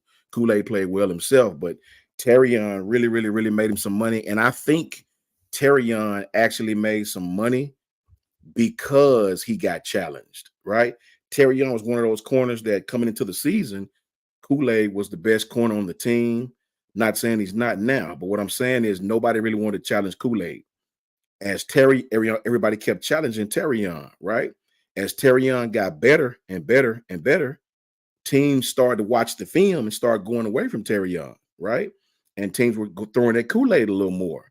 So Terry Young really took it as a challenge to get, challenged like that. Kool-Aid still played well. He had his struggles on special teams and punt return, as we know, but the young man played well. I think Terry Young made himself some money. When you think about Terry Young Arnold, you think about a corner who sits under the receiver's chin, as they teach it, plays a tight press, you know what I mean? Snap to the whistle, agile feet, slippery hips, accommodate challenging cross-face transitions. He really works the receiver, as they teach the defensive backs. Terry Young is really smooth coming out of his break. Coming to balance and shadowing cornerbacks, from side to shuffle. Very good in those techniques. Very good top end speed and above average to me bursts on close, right? I think you've seen a better burst from Terry Young once he moved to star. Once he moved to star, you really saw this kid can cover. And a lot of that was just natural ability, right? A lot of that, what you've seen from Terry Young last year, he didn't quite know what the hell he was doing, right? Once that kid found out how to actually play star, he was a dog, a straight up dog, right? So, the kid is a standout when it comes to ball production. He jars the ball loose. He plays the receiver in the hip pocket, as we teach it. Very good corner, man. Solid corner. Obviously, if I had to pick a weakness, his tackling need to be better. He tackle high at times. Sometimes his feet become indecisive when hit with what we call release fakes. His feet get sort of indecisive and tangled up when the receiver releases. Sometimes when he's playing star and the receiver's coming in and out of his break, his eye balance tend to get off sometimes, which is all that can be coached. All that is things that could be coached, right? Terry Young will be, if not the first, maybe the second corner taken off the board. Terry Young could go first, believe it or not. So I think this kid has made him some money. Trust and believe. Terry Young Arnold made him some money, man. And he will be a first-round draft pick. So shout out to Terry Young Arnold. Next, I got one more kid. Kid that came in highly touted, has been highly touted ever since he's been in high school, right? This is a kid that know what it's like to come into Alabama as a 5-star kid, very highly rated by the NFL. Even in an offense sometimes that wasn't quite his forte, right? And that's JC Latham, right? JC is big, he's has prototypical size for offensive tackle in the NFL. Very agile young man, light on his feet, understands how to play on his toes, understands how to play flat-footed. He's very quick into his pass set, maintains good posture and balance, believe it or not, through his reps.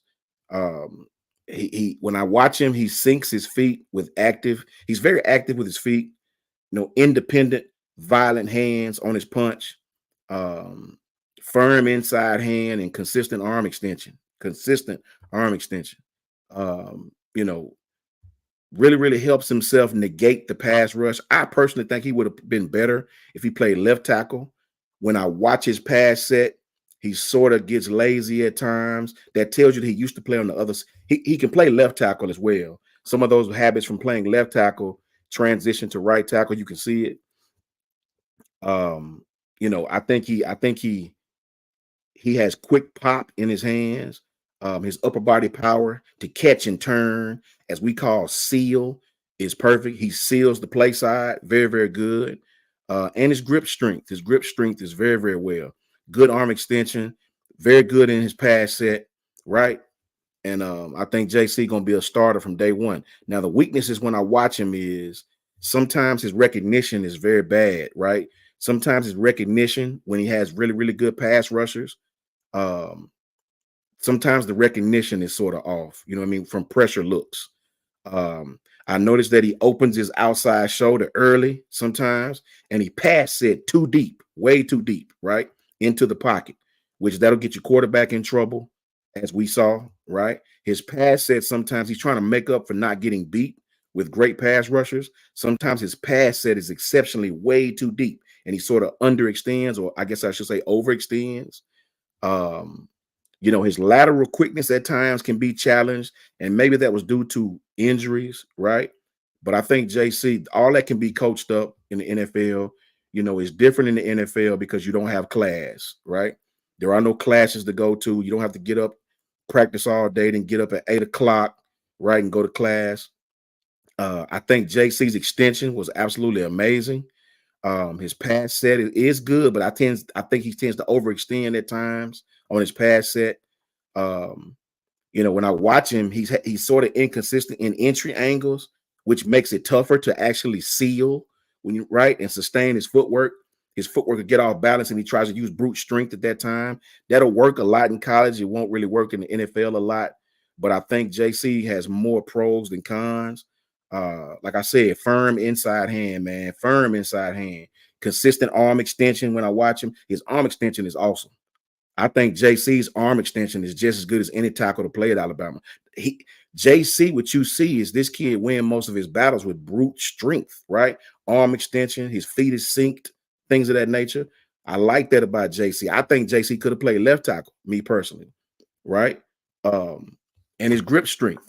Once he gets his hands on you, it's over with, right? Strong lower body, right? So all his weaknesses will be worked on, right? I think his strengths are just that. So shout out to JC Latham. I think JC will be the first or second tackle taken, just like Terry Young will be the first or second corner taken. I believe that. I believe both of those kids made themselves some money. I think the NFL understands that JC played hurt toward the latter of the season, right? You know, having those spurs in your ankles and your heels, those things are absolutely gut punches for an offensive lineman, especially a tackle, where your whole ability is based off how you play on the edge. So shout out to JC Latham, man. That kid made him some money, and he's going to have one hell of a career.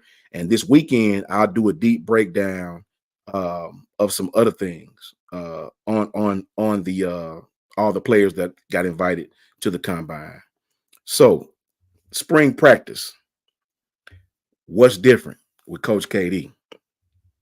Spring changes under KD, right? Here's the changes that we see so far. So, as we know, Alabama football is set to start spring, right? We all know that. The Crimson Tide will have 3 practices before the spring break, which runs from March 8th to March 17th, I believe. Alabama will return to practice after that for his final 12 practices, I believe. Here's the thing, though. 8A is scheduled to begin at 3 p.m., right, as far as the game. One change made by Coach KD is this. Coach Saban, in the beginning stages of the beginning practices leading up to A-Day, didn't allow increased media access, right? He didn't allow it, right? Well, Coach DeBoer is allowing it. Increased media access. Assistant coaches will be available for interviews, right? That's crazy, right? Allowing excess access to media, right, for the practices, and he's letting his assistant coaches speak whenever they want. You know, with Coach Saban, it was one voice. I speak, right? No freshmen can talk. No assistants can talk. It was Coach Saban. Coach KD is allowing his assistants to take the mic. And I sort of like that, man. I sort of like that. It's going to be a little different, right? it gives us an inside look at what the assistant coaches are thinking, what these guys are doing, right? So I really enjoy the fact that he's letting the assistants talk, right? That's a real big thing. Coach Saban, as we know, like I said, instituted that one voice policy, practically shutting down the access of every single last assistant. So late in the year, it's going to be really exciting to hear from the coaches on the sideline who we never get to hear from. It's crazy. Also, the pro day, which will be March 20th. He's going to let media access to that, which that'll be on television. But a lot of time they don't let the credentialed people come in outside of the NFL coaches. They're going to have actually media access to pro day. So that's something totally different as well. So Coach DeBoer is doing some things different. That's kind of refreshing, right? It's different, I guess I should say. It's exciting to see an inside look at these things that we never have really got a chance to see. And I can't wait to see that. We're starting off with a different foot, with a different role, and let's see how it works. Coach KD overturned Saban's rule. So check this out. This is what's crazy, right? We talked about the assistants going to be able to talk, right? Nick Saban's retirement signaled a new era in Tuscaloosa, as we all know, right?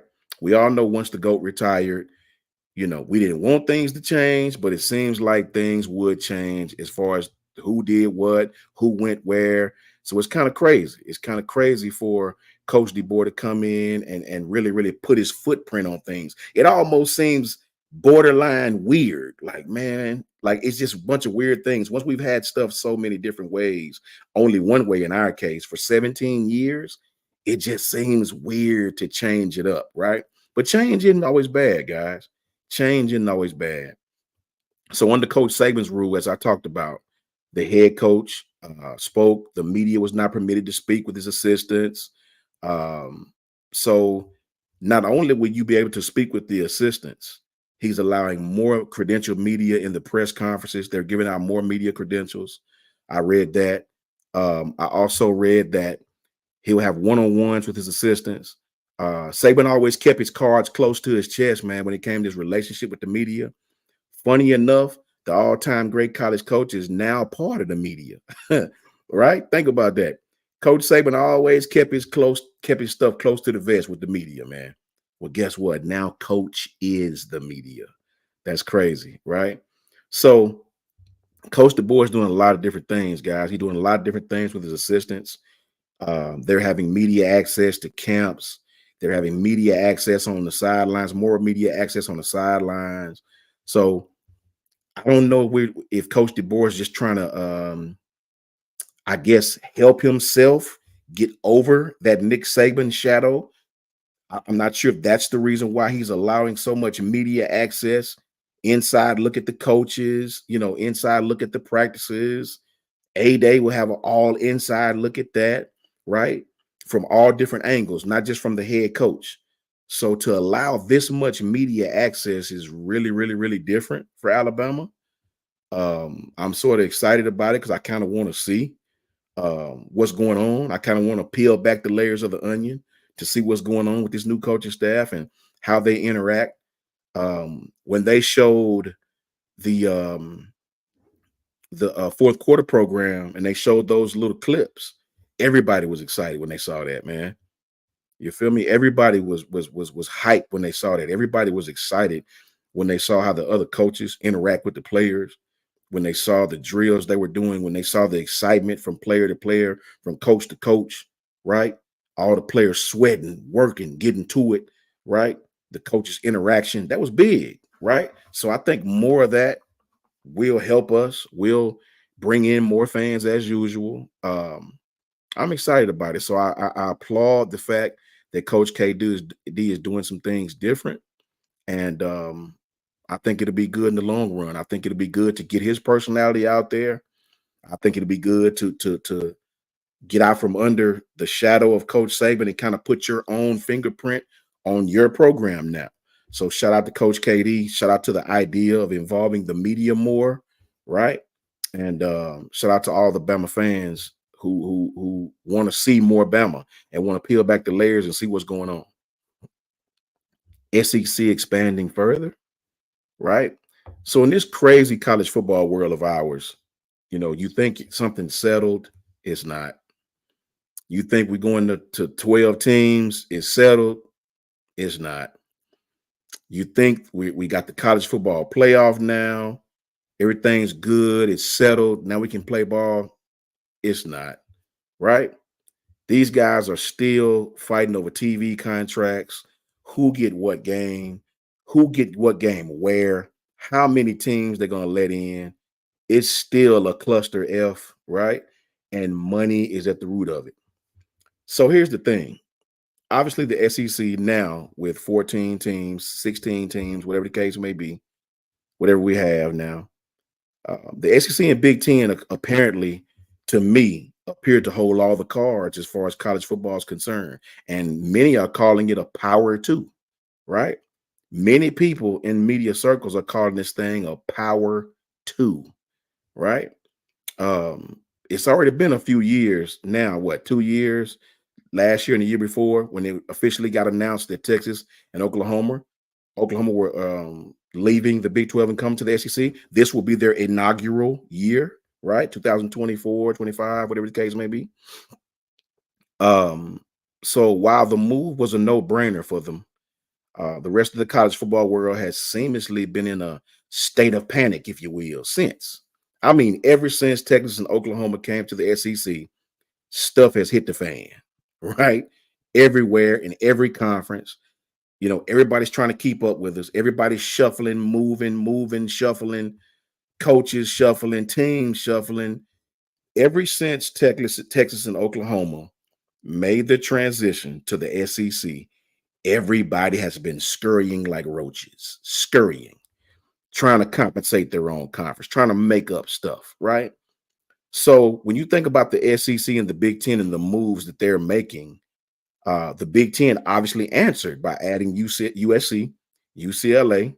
The Big 12 was able to add Group of 5 schools, and the Pac-12 is no longer around, right? Which we all knew the Pac-12 would be the conference, if it came down to it, wouldn't ever be around. I mean, these guys, think about it. You're on the West Coast.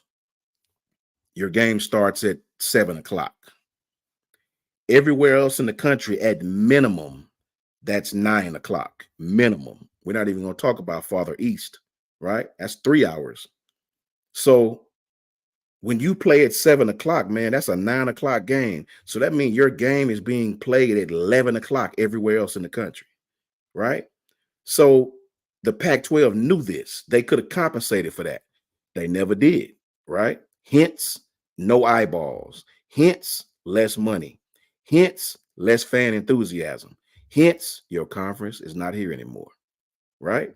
Football is the bread and butter. You got to do what you have to do to pay the rent when it comes to football. You got to accommodate the normal fan when it comes to football. And watching football 2,000 miles away at 11 o'clock at night is just not on a lot of people's radar. It's just not, right? So when you look at college football and you look at the things that's coming down the pike, right? It's been a common talking point for everybody over the past couple of weeks, due to Florida State's lawsuit going on with the ACC. Now, I didn't think this lawsuit was going to pick up any steam. I didn't think this lawsuit was going to go anywhere. I thought this thing was going to probably be in court for another 2 or 3 years. But I'm going to tell you something, it's picking up steam. I've been reading a lot of material, and this ACC Florida State lawsuit is picking up steam, man. The Seminoles are looking for a way out. They are looking for a way out of that conference. And when and if they do find a way out of that conference, they will not be alone. They will not be alone. Do not fool yourself like they will be alone. Once Florida State leaves, it's going to open up the floodgates, right? And you're going to see the same thing happening. Trust me. This will open up the floodgates for the SEC and the Big Ten, who are the two biggest powers in college football, to kind of have their pick of the litter, right? Josh Pate talked about that. We spoke about this weeks and weeks and weeks ago. When you think about it, either one or both, considering Miami, Florida State, Clemson, either one or all those schools will restructure, right? They'll restructure, whether that's to get more money out of their conference or to absolutely leave. When you look at the Big Ten and the SEC, they'll restructure, right? Into 4 divisions or just two Power 5 conferences, Power 2 conferences, I guess I should say. If you think the change has left or it's over with, not by a long shot. Not by a long shot, man. TV contracts run college football now, right? TV contracts, eyeballs, that run college football now. Josh Page spoke about it. We spoke about it several times on this show, right? It's not done. This expanding stuff is not done. The SEC and the Big Ten will be the 2 power conferences. Now, I don't know if this will be next year, the year after, but you watch. The ACC, Florida State will be the first domino. They'll find a way to get out of this grant of rights in the ACC, and they'll be the first domino. Once Florida State make that move, watch what happens. Watch what happens. Everybody talking about it. Their lawsuit is not going away, right? And we all know money cures all evils, even things that you think can't be fixed, right? Oh, they're in a 30-year grant of right now. With enough money, the right money to the right person, all that stuff will go away just like everything else does. Did you ever think Texas would leave the Big 12? The Big 12 used to coddle them like a little ass baby. They did what the hell they wanted to in the Big 12 when they wanted to. They called all the shots in the Big 12. Texas had no reason to lead the Big 12. They had their own damn channel. They get coddled like a damn baby, right? They called all the damn shots in the Big 12. They were the big fish in a little teeny tiny pond, right? They had no reason to lead the Big 12, but one thing. This conference ain't going to last. We see it. You got to give Texas credit. They saw it. This conference is not going to last. We around here making $17, $18 million a year, while Bama, Georgia, Florida, SEC team, even Vanderbilt making 40 apiece. Nah, we ain't going for that. No, sir. We're Texas. We're Texas, right? Guess what Texas done? They shot their ass the deuces. Texas, of all people, they left the little teeny tiny pond to come over here to the big pond and play with the big boys, right? So when Texas left, what you think Oklahoma did? No. You ain't leaving us. No, sir. Boom, shot them the deuces. It's not over. Florida State is coming. I don't know which conference they're coming to, but they're coming. Mark my words. I read where both of the conferences at first weren't too keen on signing Florida State, Miami, or Clemson for a multitude of reasons. We all know that Miami is a private institution. There hasn't been much chatter as to which programs would join which conference. But what we do know is Florida State's lawsuit put something in motion. That's a whole fact. You can read about it yourself. It put something in motion. It's something coming down the pike. The Longhorns, the Sooners, officially begin SEC play this coming up season, and it is not finished by a long shot. This is not through by a long shot. You heard it here first. The coaches talked about it. We all talked about it. College football is more than changing right now. It's more than just changing. College football is restructuring for the long haul, right? It's no more. I mean, think back to Jefferson Pilot Sports back in the 90s. That had to be the 90s, late 90s, maybe Sean Alexander days. Jefferson Pilot Sports on, what was that, Channel 54 or whatever the case may be, right? You had one production, right? That's all you can find it on, one production. College football now is streamed, it's replayed, it's aired live, it's college football is a $1 billion business right behind the NFL. Not basketball, not hockey, not baseball. Look it up. The revenue for college football is climbing. Everybody want a piece. Everybody want a piece, right? So your 30-year grant of rights deal, mark my words and let me show you how much contracts mean when you got enough money to say to hell with them, right? That 30-year grant of rights deal, it's going to gradually go away, right? Florida State is a huge brand. We talked about a couple of nights ago which brand was bigger. When me and Coach Jay was on, we talked to my partner, Travelpreneur Sports. about which brand was bigger. I think Trevor Purnier was saying that Miami's brand was bigger, and we said Florida State's brand was bigger. My points for saying Florida State's brand was bigger is I think Miami's brand has taken a huge, probably more than any other program, considering their success. I think Miami's brand has taken a huge hit, probably more than any other program that's been successful, right? Miami seats 25,000 people, guys, right? Miami seats 25. They can't even sell out a stadium, right? This is a fact. This is the great Miami that won all those championships, put all those players in the league. They can't even sell out a stadium, man. They have some of their games blacked out, right? Contract games that's supposed to be nationally televised end up not being nationally televised because they can't sell the tickets, right? So Florida State, you can find Florida State fans anywhere. I give them credit. They have a huge brand, right? They have a huge brand, especially for that conference. I've always thought Florida State fit into the SEC just geographically, right?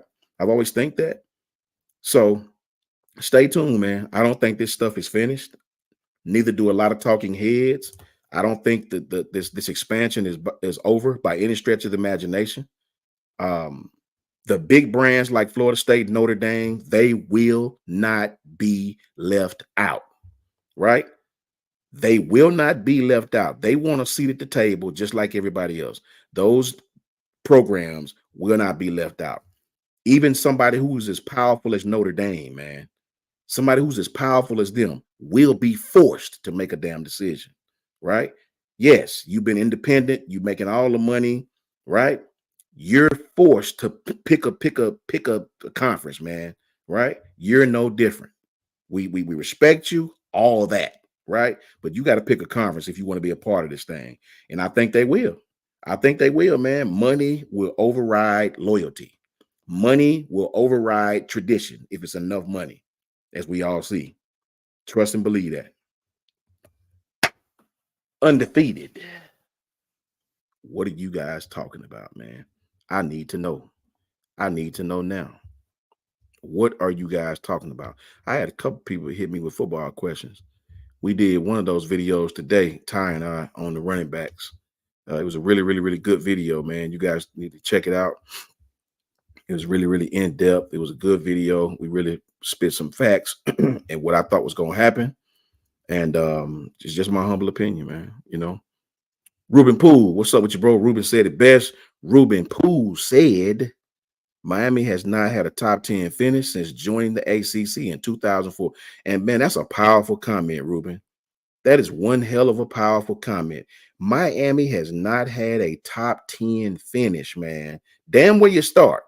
They hadn't had a top 10 finish, guys, since joining the ACC in 2004, 20 years ago. Good night, bro.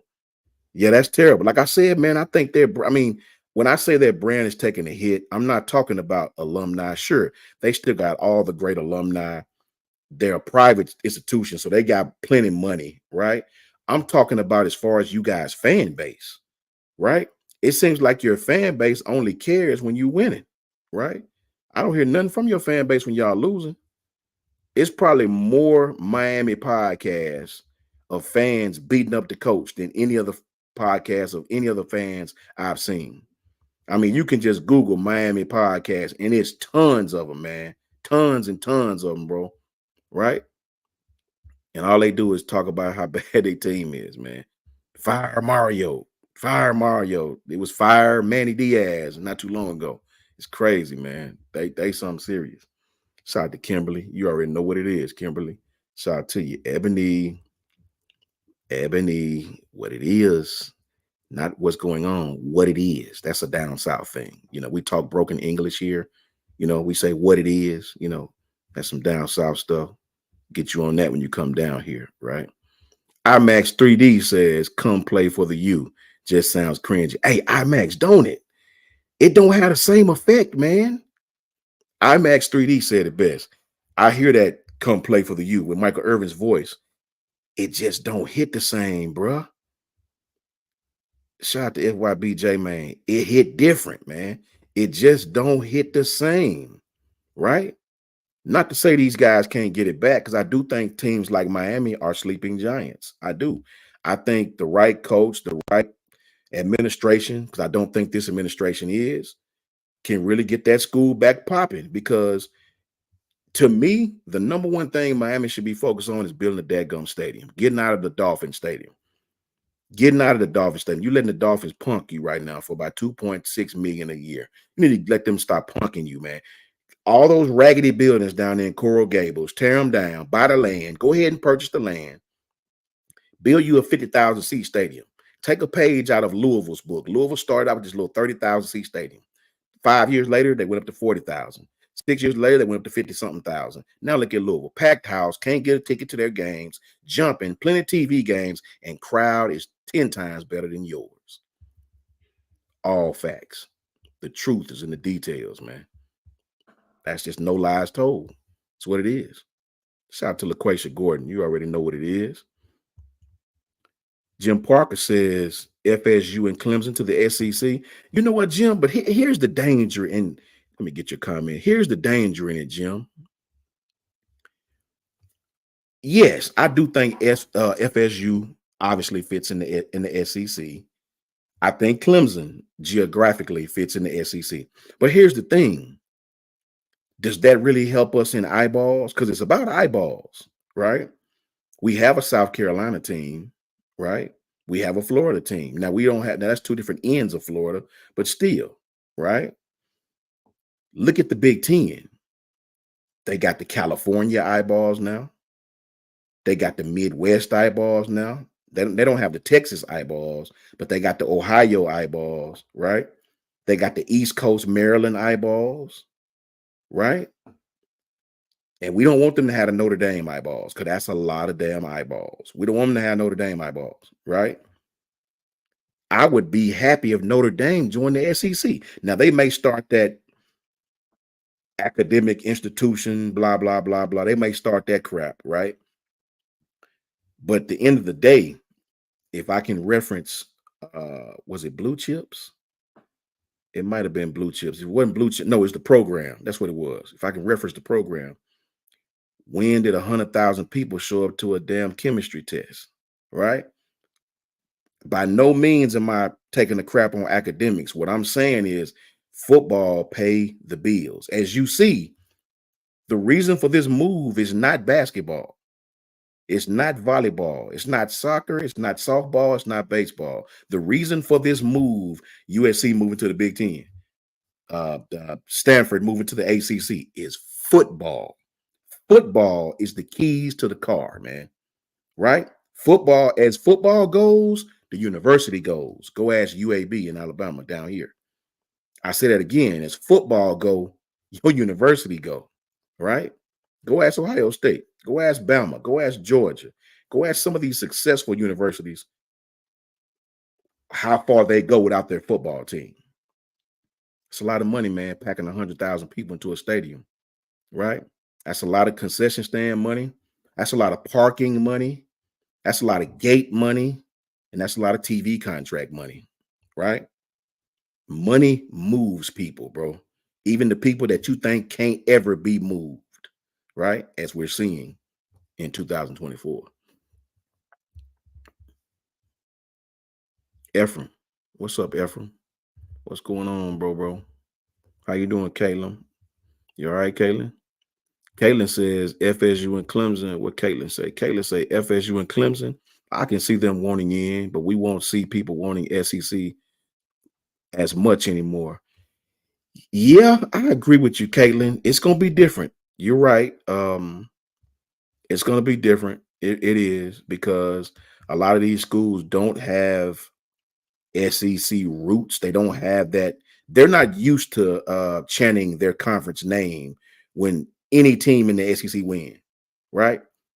Even Vanderbilt, if they win a bowl game, if they make one, you'll hear their fan, SEC, SEC. It's a prideful thing to be in this conference, man, right? We put belt to ass in this conference, B2A. We put that in this conference, bro. So we're prideful people when it comes to football. When we beat you, we want you to know our conference is better than yours, right? Other conferences don't do that. They don't really care what happens, this, that, and the third, right? So it's going to be different. We just got to train them up, right? We got to train those children up so they won't stray from how they're supposed to act, right? We want Texas, who had a great season in their last season in the Big 12. We want them to come in this conference and get humbled every Saturday, right? We want you to come into this conference and understand what it's like to go to Kentucky on a Saturday night, right? A game you think you're supposed to win, right? We want you to come into this conference and understand what it's like to go to Baton Rouge on a Saturday night, on a good, clear summer Saturday night, right? We want you to have to go back to Arkansas again, your rival, you know what I mean? And smell Hall cooking everywhere. We want you to go to Mississippi State and hear those god-awful clangety clang clang 12-inch cowbells that you can knock. Things should be used as a weapon, not as a bell, right? It's ridiculous. So that's what we want Texas to understand. We heard that they was trying to prosecute people and to get them kicked out of games and get that moniker removed when they do the horns down. Well, they're going to be really upset when they get in this conference because there's some vile fans in this conference, right? Go to Baton Rouge trying to tell them fans, don't do horns down. I dare you. Go to Baton Rouge with them lick it up cats and tell them, don't do horns down, right? So it's going to be interesting this year, man, having Oklahoma and Texas in this conference, having USC in the Big Ten, having Oregon in the Big Ten. It's going to be interesting, guys. Extremely, extremely interesting, and I can't wait to see what happens. Carla M. Bailey. Carla says, I think those damn cowbells shouldn't be allowed. Man, we've been saying, Carla, you 100% right. We have been talking about those cowbells for years. And I don't know if you guys ever been to Mississippi State, but man, them things are awful. And they loud, bro. I mean, just one of them. If you ever seen them, man, they huge. I'm talking about these things look like something you could look, man. Them things probably about 12 inches. They thick, they long. I mean, these big old cowbells, man. And they loud, bro. Just one of them is annoying as I don't know what. And when you're talking about 60, 70,000 people doing them things at the same time, man, you better have you some ear protection. I promise you. It's that annoying. Marvin Waffle House says about like Boise State. Yeah, I just think that's just blasphemy. I know that's their thing, Marvin. I get it. I understand that's their thing, right? But having a blue football field seems like they just go against all the omens of the football gods, man, right? Your football field is blue, bro. It's blue, sky blue, right? Your uniforms are blue. It just, I just don't get that, right? I don't get that. You know what I'm saying? So, but see, Bama, let me tell you what Bama has, my dear friend Ebony, my partner. Bama has the walkout. I can't wait for you to experience the walkout, man. And I'm not talking about just the walkout, the when they get off the bus and they walk down the Walk of Champions. I'm not just talking about that. I'm talking about when the game is just about to start. The game is just about to start, right? And you hear the music playing, and you look up on the big screen, and you see him walking down the hall. Man, that make me want to strap up now. Where my damn helmet at? You know what I'm saying? It make you want to go now. Smook back there looking now. He know he ready to play now. He ready to strap up right now, bro. You see the team coming down the hall, that's when you know it's football time. That's when you know it's go time. All joking aside, all media aside, it's time to put toe to leather, and it's time. You'll experience that when you get here. The crowd, you experience all the chants. You'll get to experience all the. I never thought I would be singing a country song like Dixieland Delight. Never thought I would know the words to it. Ebony, I know the words, player. Spend my dollar on beer. Parked in a holler. I had to go Google what the hell a holler was. You know what I'm saying? But a holler just a ditch. It's a ditch that you parked off into. Parked in a holler neath the mountain moonlight. Roll tide. Hold her up tight. You got to sound country to make it sound good, right? You can't sound proper and sing the dadgum song. You got to sound proper. Then it works. Man, it's awesome. Mason Dixon line. Oh, and then the profanities come. I don't like the clean version. I like the profanities, right? I'm not a cussing person unless you're saying belt to ass. But when you hear the profanities and you get to say the F Auburn, just loud. Even kids be saying it. It's just something about that one time, just that one time that's electrifying. Electrifying. My Dixieland. Never thought I'd be singing that song. I didn't know nothing about that song. But when you good and juiced up and you in the stadium and you singing that song and you beating Tennessee, nothing better than that. I promise you, Ebony, you're going to get to experience all that, right? Nothing better than that. Had me saying parked in a holler. I was like, what the hell's a holler? You know what I'm saying? I thought he meant screaming when he said a holler. Parked in a holler? He's screaming? What the hell he talking about parked in a holler? I had to go Google a holler, but it's not a holler. It's a hollow with a W.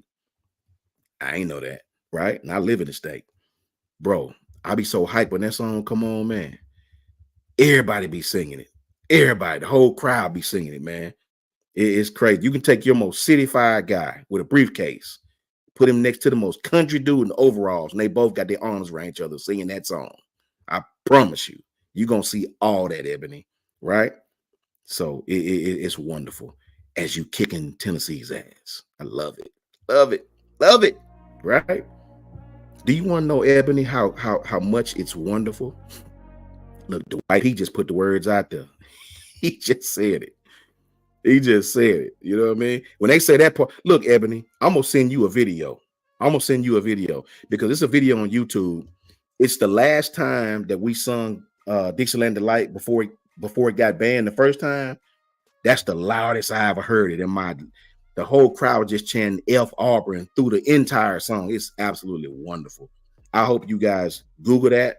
It's the last one. It's the camera angle is sort of up on the upper level, looking down at the lower level, and it is awesome. It is. I'll put you some headphones on it, man. I ain't never heard nothing like that. It is awesome, bro. That's when they banned it. It was live on TV, and you had 100,000+ saying F Auburn through the whole song. It was great. It was great, especially in Tennessee 2 part. So yeah, you'll get to experience all that, man. I promise. I'm gonna send you the video, Ebony. You know what I mean? Because you need to see this. You need to engulf yourself in understanding the sheer hate we have for Tennessee and Auburn, right? And LSU. Not hate where you want to see something happen to somebody, but just hate to where we want to disappoint you and send your fans home really, really, really upset, right? The more upset your fans go home, I'm just ecstatic and my job is done, right? You will love it. Janet says, my partner Janet says, it's the nighttime light show. Oh, man. Janet says the nighttime light show for me, Coach. Same, Janet. See, Ebony got experience there, too. It's different when you watch it on TV. You got to be there. And every time the beat hit, the lights change. Doom, doom, doom. Man, look, I'm telling you, you're going to feel like you're at a damn concert. It's wonderful, right? It's wonderful. I'm telling you, man. I'm telling you, Ebony, you're going to enjoy it. It's crazy. Mr. Enrico said it best. Yeah, hey, Mr. Enrico, it's about that time, bro. I do, man. I want Ebony to understand, Ohio State. Listen, I've been to an Ohio State game. Listen, let me tell you about Ohio State, Ebony. First of all, your stadium looks like a damn horseshoe. I don't like that. It looks like UAB without the end zone. That's what it looks like. That's the number one thing. It looks like Legion Field without the end zone. That's what it looks like to me.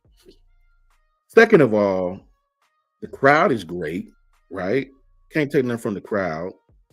But I don't understand their mascot. It's a nut, like a buck. I heard a buckeye was a nut, like a peanut or something, right?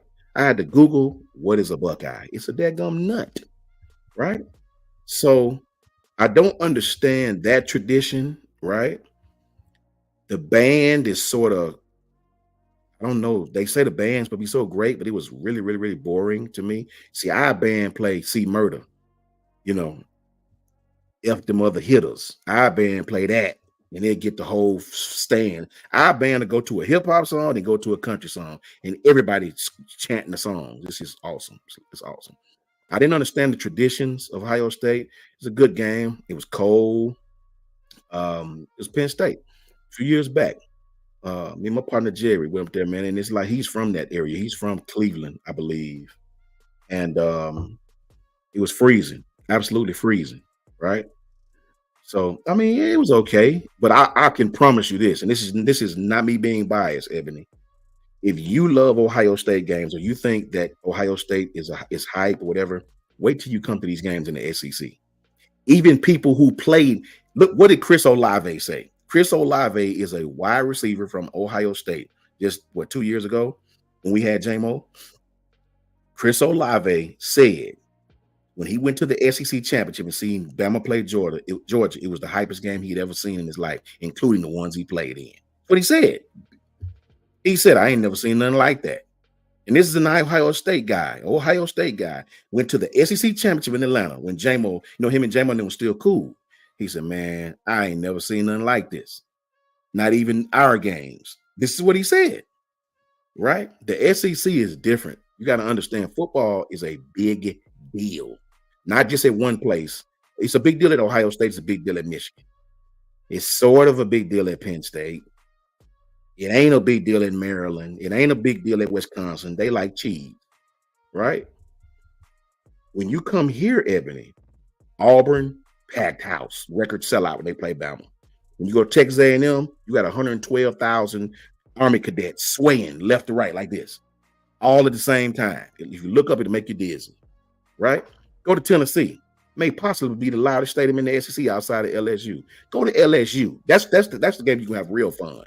You're going to have real fun at that game. Trust me. Just don't wear no Bama clothes. If you do wear some Bama clothes, sit in the Bama section. If you got to sit in the LSU section, don't wear nothing that say Bama because you got to get your squabble on if you do. I'm telling you. It's that serious. You know what I mean? LSU, Texas A&M, Auburn, Tennessee, even Florida. Now, I don't expect Florida to win many games this year, Ebony, but their crowd they get to playing that Sweet Caroline.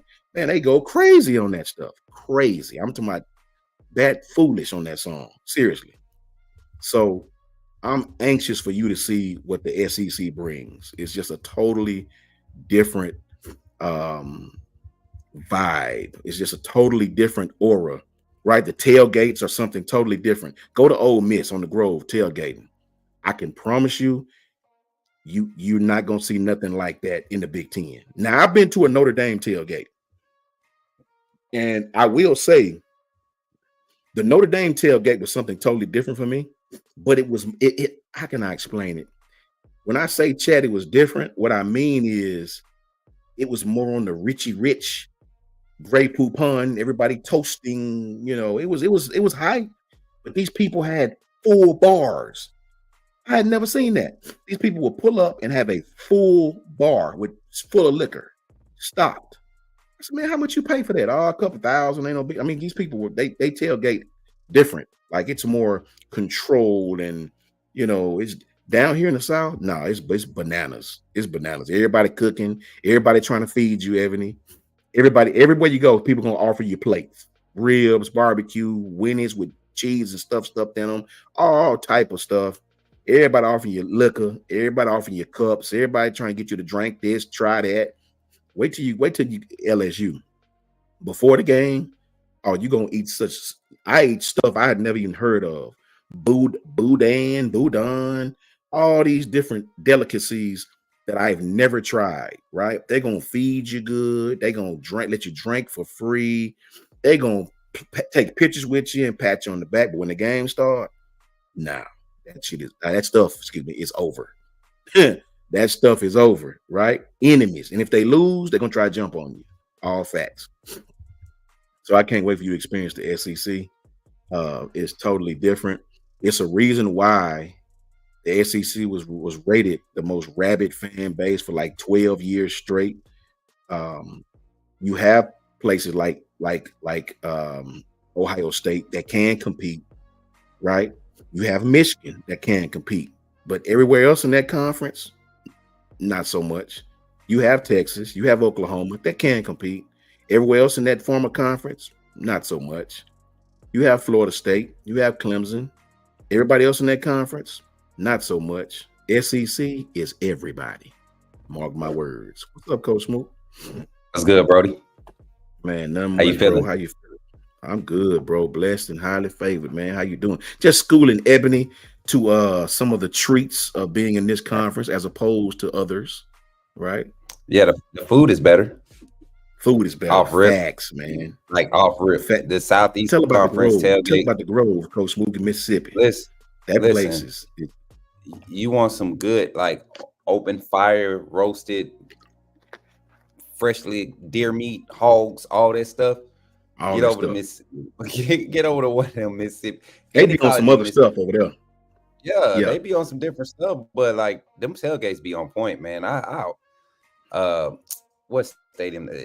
When I was in Starkville at the Alabama Mississippi State game, man, I ain't spend no money on no food. Them folks love the grill. They love the. I mean, and be careful that some of that moonshine and whiskey they be having out there that ain't safe, man. Some of that stuff is dangerous. You got to stay away. Had you on your butt. Oh, let me say this: Ole Miss, the Grove, and this is just a minor detail that I think I seen girls with these sundresses on. I found out what a sundress was with no drawers, bro. No draws. Like what the hell? Crazy. And if they did, it was the little thongy draws to go up your butt and all that. So it's crazy. It's crazy. But they what Ricky Smiley said, 2 bell peppers. Yeah, they have all kind of crazy stuff, bro. They really do it, man. Bama's tailgate go hard. It do, man. You know what? I will say this. My best tailgate experience was the 2018 SEC championship in Atlanta, and that's with Bama and Georgia fans hanging out with each other. Like it's such a respectful disrespect amongst the fan base, especially as a recent with Kirby Smart being the head coach and Coach Saban being, over at Alabama. It was like the past 8 years now that Kirby Smart's been gone. The past 7 years have been a different feel with the Georgia fan base, knowing that they were probably going to be the guys we have to go through to get to the playoffs, or solidify ourselves as the team in the SEC. So a lot of Georgia fan base does have trolls, but they just like ours. They got their fans, a lot of fans that know football, that are familiar with the SEC ties and understand that this conference right now is real top heavy, but it's starting to expand more. The talent starting to equal out. You're talking about a conference right now in the SEC. If I was to be realistic, you say Georgia, Alabama, Missouri, LSU, or Ole Miss, LSU, Missouri, and you can even throw the likes of this year Texas, Oklahoma. You got 7 teams right now that could possibly end the season ranked in the top 15. You get what I'm saying? So this is going to be a different conference now. The culture is going to adjust some more. It's going to continue to evolve. But I can't wait to have to take a trip to Austin. I can't wait to have to take a trip to Norman. You know what I'm saying? I'm ready to see what those interactions are between fan bases. I didn't get to go to Texas when we went down there in 22. And then this past year when they came to us, I wasn't here to watch their game. So I can't wait till we get to go down there again. And Austin, I love Austin. I don't have nothing bad. My best times as a soldier happened on 6th Street and the surrounding area. So I like that. I like them coming to the conference. I can tell you this. Baton Rouge 2022, we lost. I think it was 32-31 in overtime. We lost. Man, listen, man. When I tell y'all the fans was trying to jump on the football team, I'm telling you, coaches was trying to get off the field. We in E section, I think it was, like the corner end zone. Like I'm looking at a corner at the goal post where all the Bama fans was. Bro, listen. Right. When I tell you them fans, when the team was walking off the field, fans, the fans stormed the field. They was trying to get at the football team. They had to have real police around Coach Saban. He always got police around him. But it was probably 12 state troopers around him. Louisiana state troopers around this guy. And then Janet be killing me with her little hip sayings. She be coming in with all the little hip sayings, bro. Yeah. Look, Janet, check it out. When the team went on the inside to their respective locker room, the people, the administrative people, the personnel staff, the people you see in them orange, yellow jackets that's just chaperoning you different places, telling you where you can't go. They kicking Bama's door. Wham, wham, wham. I said, boy, these people are crazy. These people crazy. Like You might take that whole game to Baton Rouge, man. Ole Miss fans kind of different too. Yeah. They like to get drunk. They can't handle their liquor. Them Ole Miss fans, man. And with Lane Kiffin and his personality is like it fit right in with that fan base. They love antics. They love jumping on hype trains, and they so used to going 5-6 games in a row, then just falling off the cliff. But now they actually solidified themselves. You know what's crazy? And I'm gonna throw up after I say this. So let me get my gotta get a bag. Auburn looked like they might. They might do something this year. Oh my God! Lightning finna strike us and kick our ass offline. You know what I mean? Bro, listen. Oh my God! I have to be real, Sean. I'm about to throw up, but listen. For sure. If you look at what they doing in recruiting and what they did on the trail this past offseason, well, coming into the spring, they made some moves, man. And I was real mad about Antonio Kite going over there, but that secondary, I mean, they got some guys, and not just Antonio Kite, they got some guys, man. I keep almost about to throw up, chat. I'm sorry, y'all. I spell it with a W, IMAX. AWBUM, Album. Yeah, Album. That's what we say. Oh my God. Y'all, almost for real. Like sometimes, you know what? The reason why I haven't drove to Phoenix City since I've been in Tuscaloosa is because I have to drive through Auburn. Or if I don't drive through Auburn, I got to go like all the way around. I got to cross over into Georgia and then go down from Atlanta, then come back across in LaGrange. You know what I'm saying? Come back across that way. But I ain't trying to do that. So I'm gonna get settled here in T-Town. I'm gonna get my Crimson vaccination, all my Crimson vaccines input into me, my eyes, my nose, all the Tuscaloosa air I need to take in so I could build up a strength, because I haven't had Alabama air to breathe in almost a year, not on consistent level. So I got to build up my immune system for that bull stuff. You know what I'm saying? Got to build up my immune system, man. Smoke, I'm gonna get up out of here, bro. You know what I mean? Mm-hmm. I'll be tapped in, listening to you, bro. Shout out to the Undefeated. You guys are always awesome. Love you to death, man. Shout out to Kyle. Shout out to Lady T on the wheels of steel, if you will. Right? Shout out to Coach J. What you laughing at, Smoke? What's wrong with you? And shout out to Ty. Wheels of steel, bro. You gotta say. Pause, I know, right? On the wheels of steel, bro. Hey, you had me weak the other day when I heard that. That was last week. You had me weak when I said, "This boy a fool, man." I love y'all. And then they going it in the chat talking about wheels of steel. Y'all on the wheels of steel, man. Let Lady T be back there scratching and cutting it up, man. You know what I mean? I appreciate y'all, Coach Mook, man. Holler at me, bro. And shout out to the chat, and I'll catch you guys tomorrow as usual, man. Roll Tide, man. Roll Tide, my bro. Yeah, man. Hey, y'all. Shout out Coach Sean, man. Y'all know he always doing his thing, man. Just growing into this role, becoming the personality, the radio host. I still see Sean having his own radio show, man. Shout out to the chat. What's good, man? I see y'all trying to jump in early. Carla Bailey with the first one. Shout out, Carla. Welcome in, man. Look, popping the night off right. Coach Smook on deck. Marquita in the chat. What's good? Tim Nolan. No, I ain't bringing the belt out tonight. I'm done bringing the belt out. I'm going to try to keep the belt put up to spring practice kickoff. Patriot Life, what's good? Steve Angle, what's good, man? My guy, Janet, what's good, family? What's good, Auntie Janet? In the chat. Yes, sir. Yes, sir.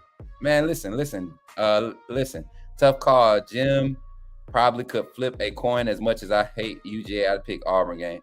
Ugh. And don't it hate you? Don't it just makes you feel horrible for having to be real like that? Don't it have to? Oh my God. It just pisses me off thinking that my mind has to accept truth. You know what I'm saying? And I see Auburn having a decent year this year, man. I don't think they beat us.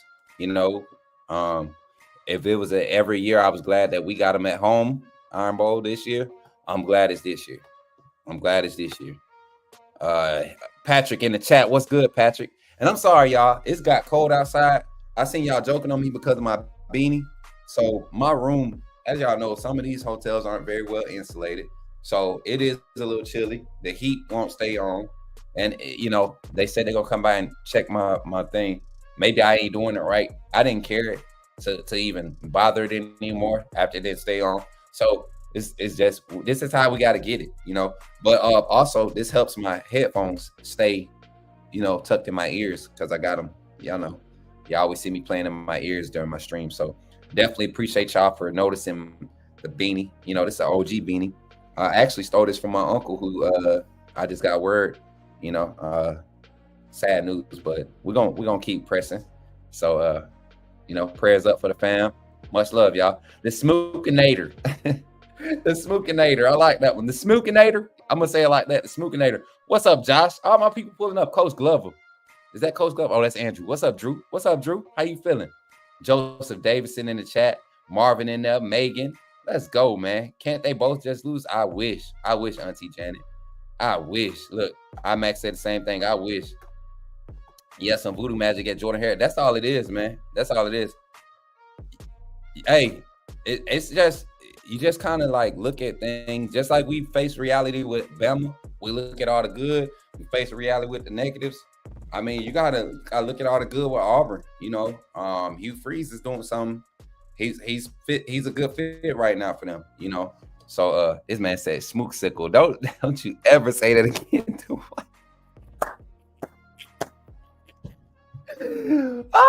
the white y'all is funny, man. What's up, John? I'm turned, man. I'm good, man. I'm good, man. I'm good. I really am. Hey, Randall, leave me alone, man. Y'all country too. Y'all just get the type. That's all it is. Look, Ephraim, he country to the window. Look at him. They learned the voodoo from LSU, still winning though. Hey, listen, they got some different voodoo than LSU. LSU got that authentic stuff. They went and got that genetically modified voodoo. I don't know what kind of voodoo they got going on down up in Jordan here. Yeah, I'm a little lit, man. I had a long day. Went to, y'all remember earlier? So update with the housing. Earlier, I went to go and meet the people about the property that I was looking at that I applied for. And I make enough money, things got lined up, but paperwork still got to be situated. So y'all keep that process in y'all prayers, man.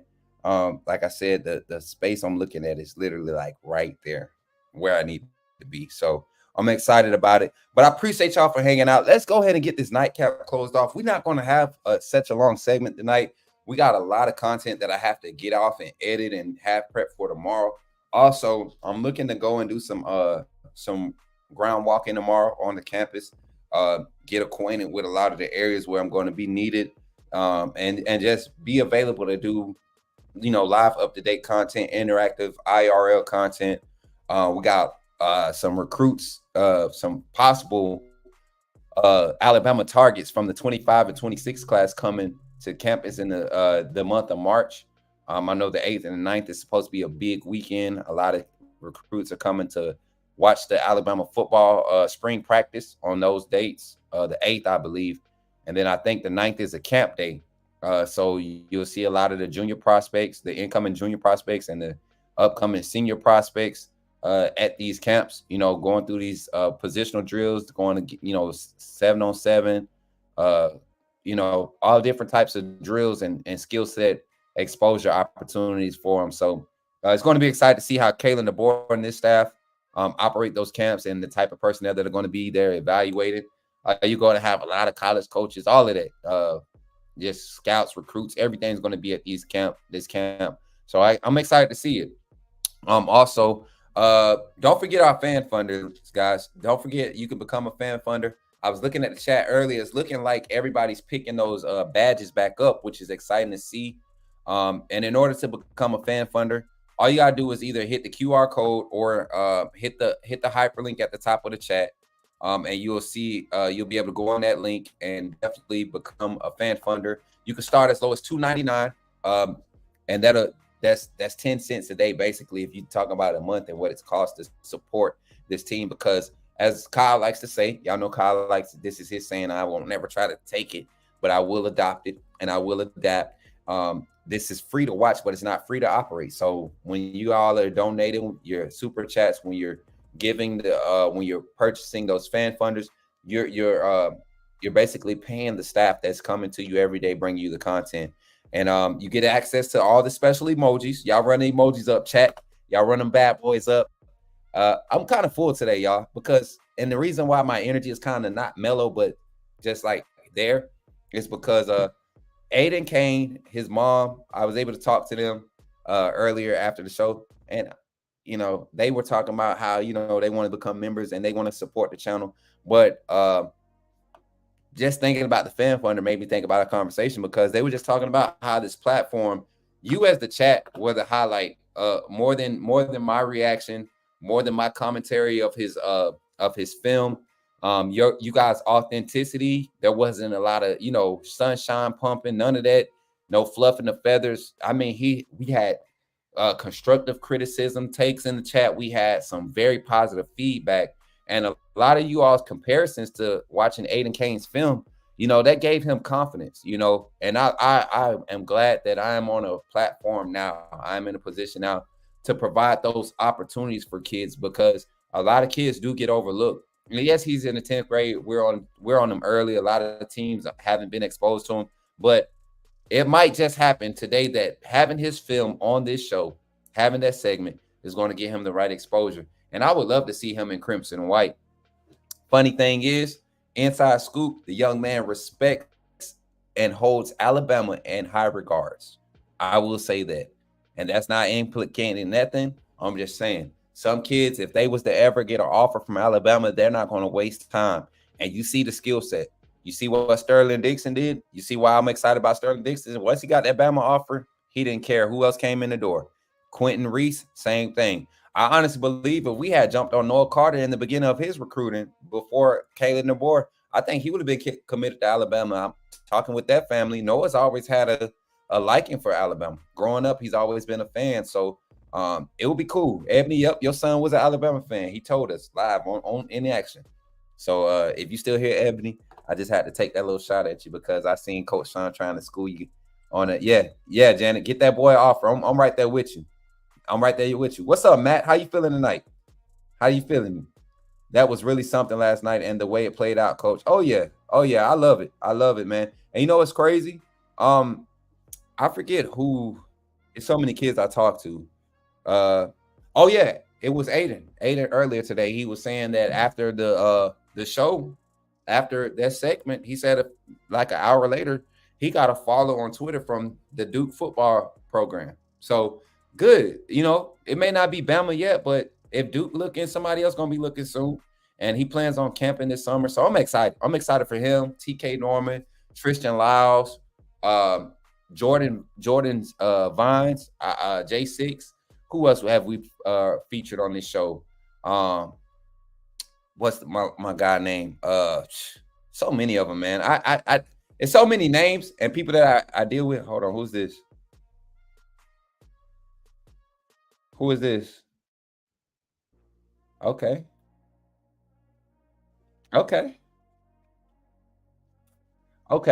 So hey, check this out, chat. So what's going to happen is week after, we should have a nice lineup of current players at the university.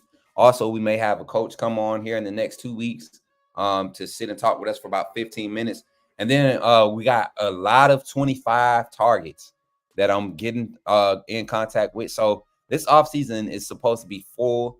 I plan on traveling to a couple of 7-on-7 camps where a lot of Alabama targets are going to be at: wide receivers, DBs, linebackers, running backs, quarterbacks, a lot of targets that Alabama are going after. I plan on making an appearance so that you all can be informed and stay in tune with what's going on the recruiting trail. But that's the daily roundup for today. You all, we touched a lot of subjects today. I saw a couple of talks about NFL, some of the NFL roundup with the combine. I was able to talk with my sister, Miss Mia McClellan. Shouts out to her, Jace McClellan's mother. Very down to earth, sweet woman. I love that woman like a sister. She is my sister. And we talked today and, kind of catching up. And she was just telling me, about her side of the process as far as, being there, supporting Jace. The whole business side of it and how, it's a job. It becomes a steady work now. They're kind of getting a taste of it in college now. They're starting to have to transition into that mindset earlier. So she's glad that Jace was able to be at Alabama during the time he was, and just seeing his growth, seeing him understanding the process. A lot of people, they think, and see, this is something that I want to touch on too. I think I heard some of the other coaches talking about it. A lot of times we try to like rate players because they don't go in the first round or second round. But some players understand that getting in the NFL that's what it's about, getting in. You can make it about making that extra, that guaranteed 3-point-something mil for being a first round pick or whatever. But your quality guys, they get in and they know how to get to their second and third contract. And I see a lot of players that just went to the draft from them. I see a lot of players like that. Jason McClellan being the front runner. I think Jermaine Burton is probably going to be a second day or third day guy just because of, where he's going to fall with all the wide receivers in his class, being in a system where there was a lot of development around him. Who else had went into the draft? I mean, on the offensive side, that's really all I could think about. J.C. Latham, offensive tackle. Probably the highest rated tackle in the draft right now. I haven't looked at the draft boards and really studied them. I'm not much of an NFL guy, even, just I kind of follow our players, keep tabs on them, but I'm going to get back into it. I got to get back into it because that's the industry I'm in. That's what my job entails, to be aware of those things. But I'm excited about J.C. Latham. Who else? Defensive side, more so than anything, I'm excited about Terrion Arnold. I think he's probably got the highest upside once he gets to the league.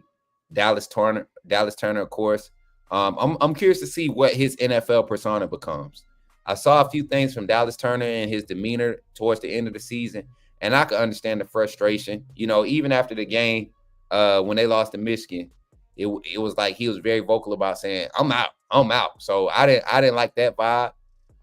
Yeah, you're mad about how you were played, but as a leader, I never saw Will Anderson do that.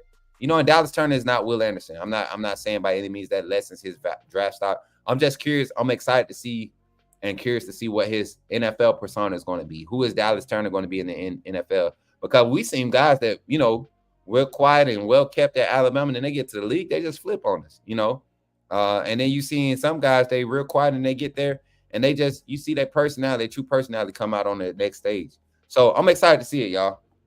Alabama Slammers. What's Alabama Slammers? I had that drink before somewhere. I had that drink somewhere. I had an Alabama Slammer somewhere before. I don't know where that drink come from. I've seen today that they still predicting Latham at number 5. Antoine, I think it can happen. I think he could be a top 10 pick for sure. You look at what's available in the draft. I don't think this is going to be a QB heavy first round draft. I think a lot of QBs going to fall to the second round, early second round. But we'll see, man. I'm not a draft expert. I don't even like to predict drafts. I just kind of follow it. I follow our players, and that's about it, man. That's about it. So jump into our second topic of the day, of the segment, of the night, as we get ready to, as we rounding the day out. Is Bama a top 5 team? I want y'all to give me a yes or no before you start giving me explanations. Just flat out yes or no. Let's poll the chat. Is Alabama a SEC team? And what I'm gonna do is I'm trying something real quick, y'all. Don't beat me up too bad. I'm gonna try something. Don't beat me up. Gotcha. Here we go. Hold on. Y'all ain't even gotta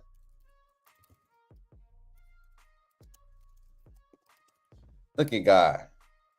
The poll's up. Y'all just do the poll now. That way I can look at the poll. And yeah, I like that. Smoke the closer. Yeah. Hey, Ephraim, appreciate y'all for hanging out tonight. Hey, I love when y'all run the emotes up. Y'all, if y'all notice when y'all do the emotes and y'all get engaged with like answering stuff, I think it brings the viewers in. It does something with the algorithm.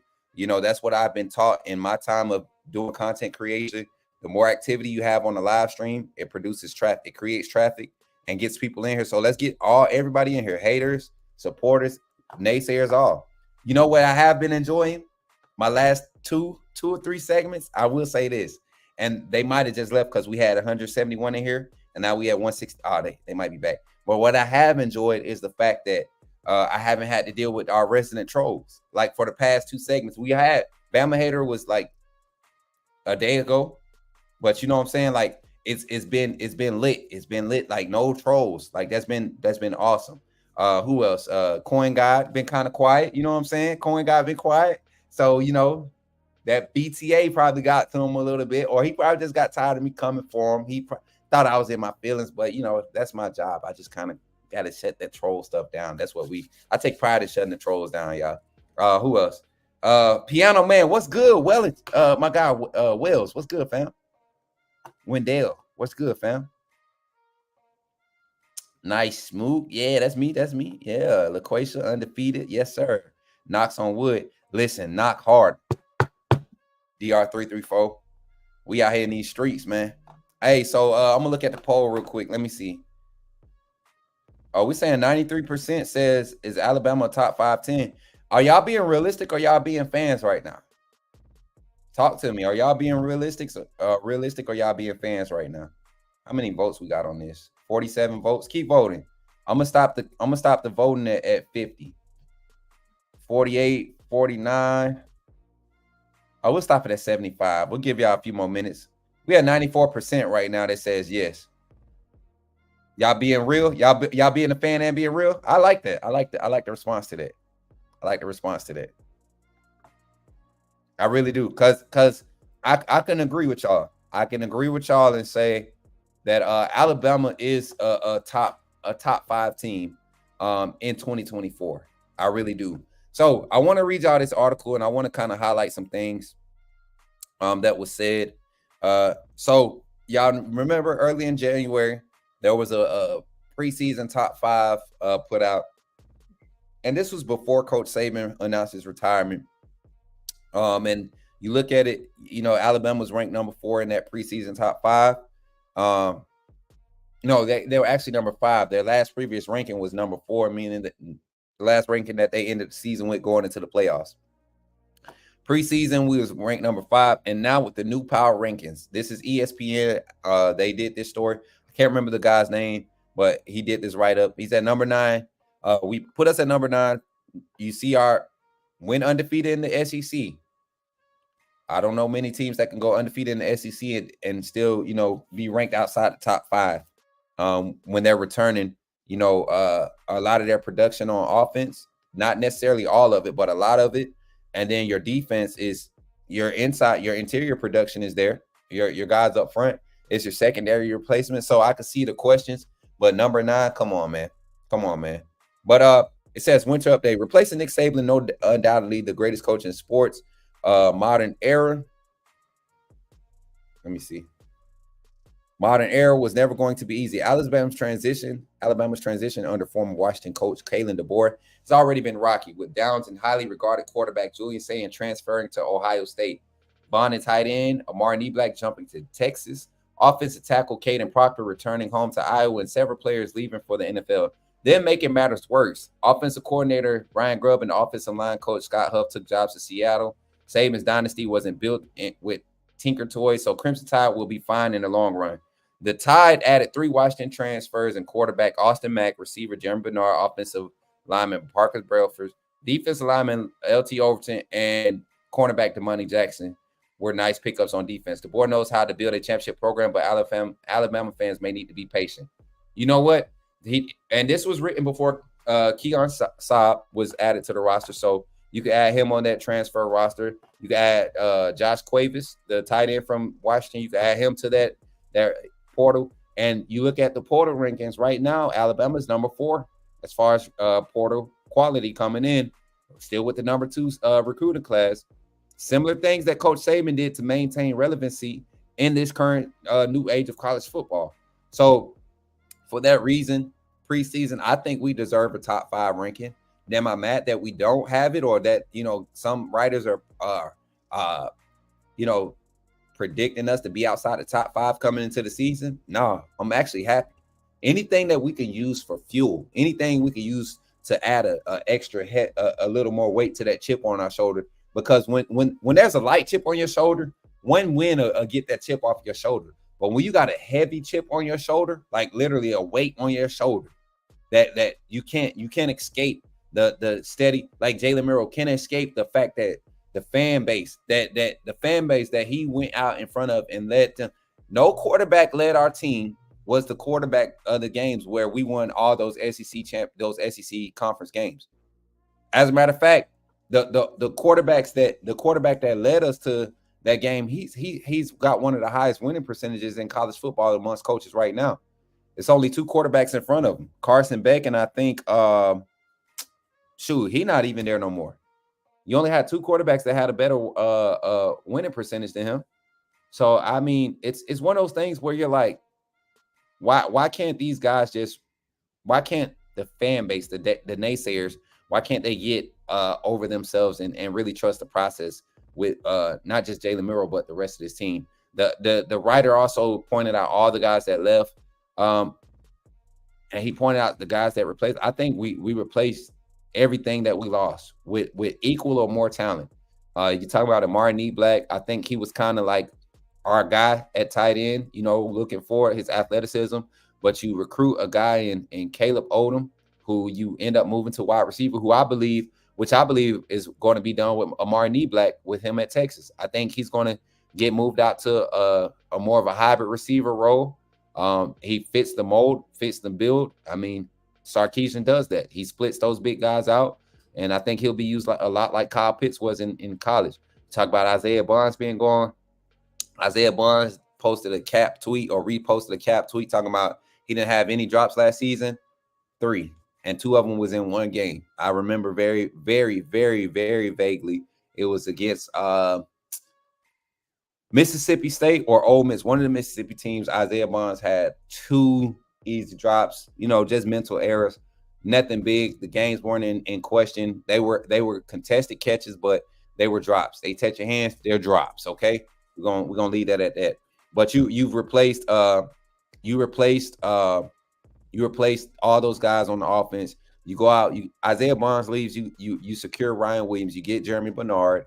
I mean, you replace them, right? You got Kendrick Law on the roster still. You lose Amari Black, you still got Danny Lewis, you still got CJ Dupree, you got a young Jay Lindsey who's going to be at that tight end position, and I think he's going to continue to develop. And once he gets the opportunity, we'll see what his athleticism brings. Oh my God, y'all. Did I miss a comment already by him, or was he been in here, y'all? All right. Lord. Dang, man.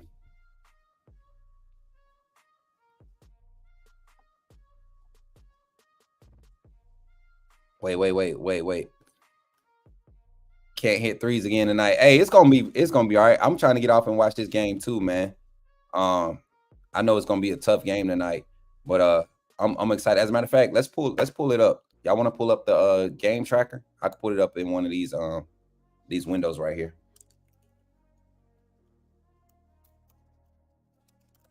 Let me pull it up.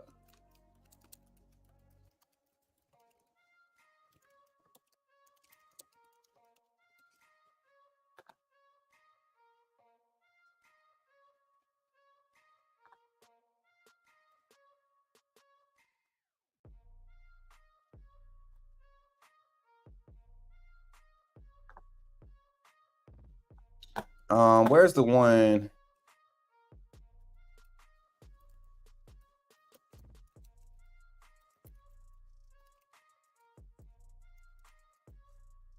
Here you go. All right, let's pull it up. Oh, and then since we jumping on this subject, man, we'll pull it up in a second. I'm gonna go ahead and finish these segments. So we'll jump on that in a second. No reason for him to move to wide receiver.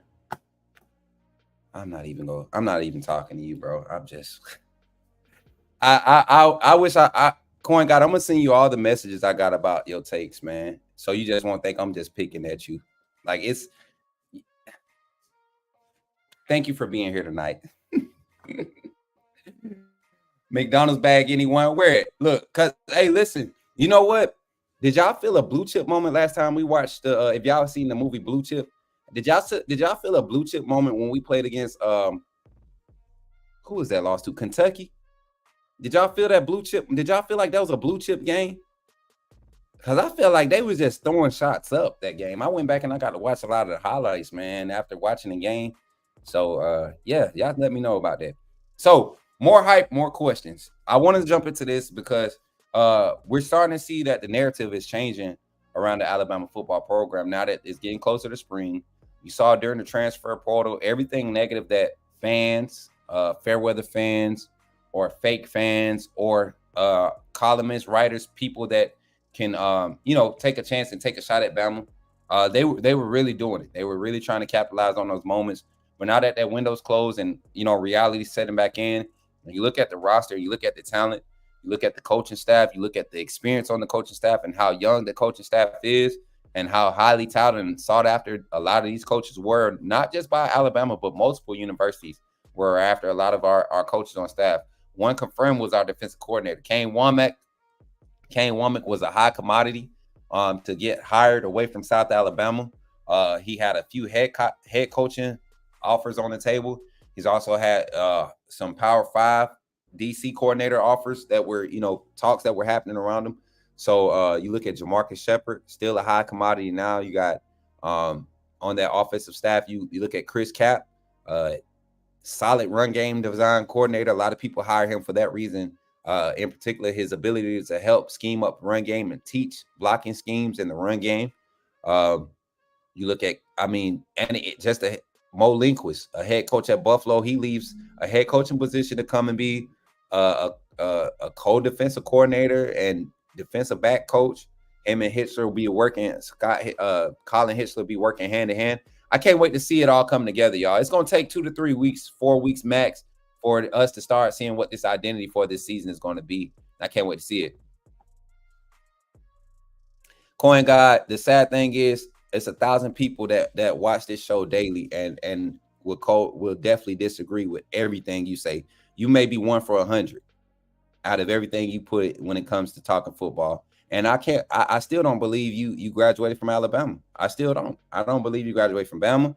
I don't believe you're even an adult. I feel like this is a 14-year-old kid that plays Madden and watches Will's edits on YouTube. Shout out to my guy Will's, who does like the compressed edits of all the Alabama games, major games in college football. That's what I feel like Coin God has been doing for the past 2 years, and now he's a resident troll. And I'm glad to have him here. So appreciate you, Coin God. Noise is extremely talented. Glad to have y'all here. Facts. Antoine, you talking to Ebony? Facts. Hey, Steven, you gone? Good night, man. Yeah. Good night, Steven. Appreciate you for hanging out. We're not hanging out too much longer, y'all. We're going to talk about this more hype and more questions. The reason why I say with the hype is it's a lot of hype around this team because now people are starting to look at the value on this team. You look at the roster itself. Still full of 5 stars and highly touted 4 stars.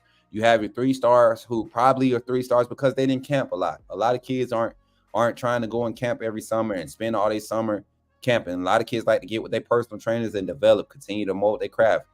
Somebody like Drake Kirkpatrick, who worked a lot with his father and other DB specialists, I see him get into a lot of speed training, this offseason when he gets to go and do his individual stuff, because he can mess around and come back and be like the 4th guy off the bench, if you're talking about rotation wise, not the first guy off the bench in the safety room, but the 2nd guy off the bench in the corner, the Husky Rover, free safety positions. Like, I think he's going to be a good fit in those spots early on as he continues to develop.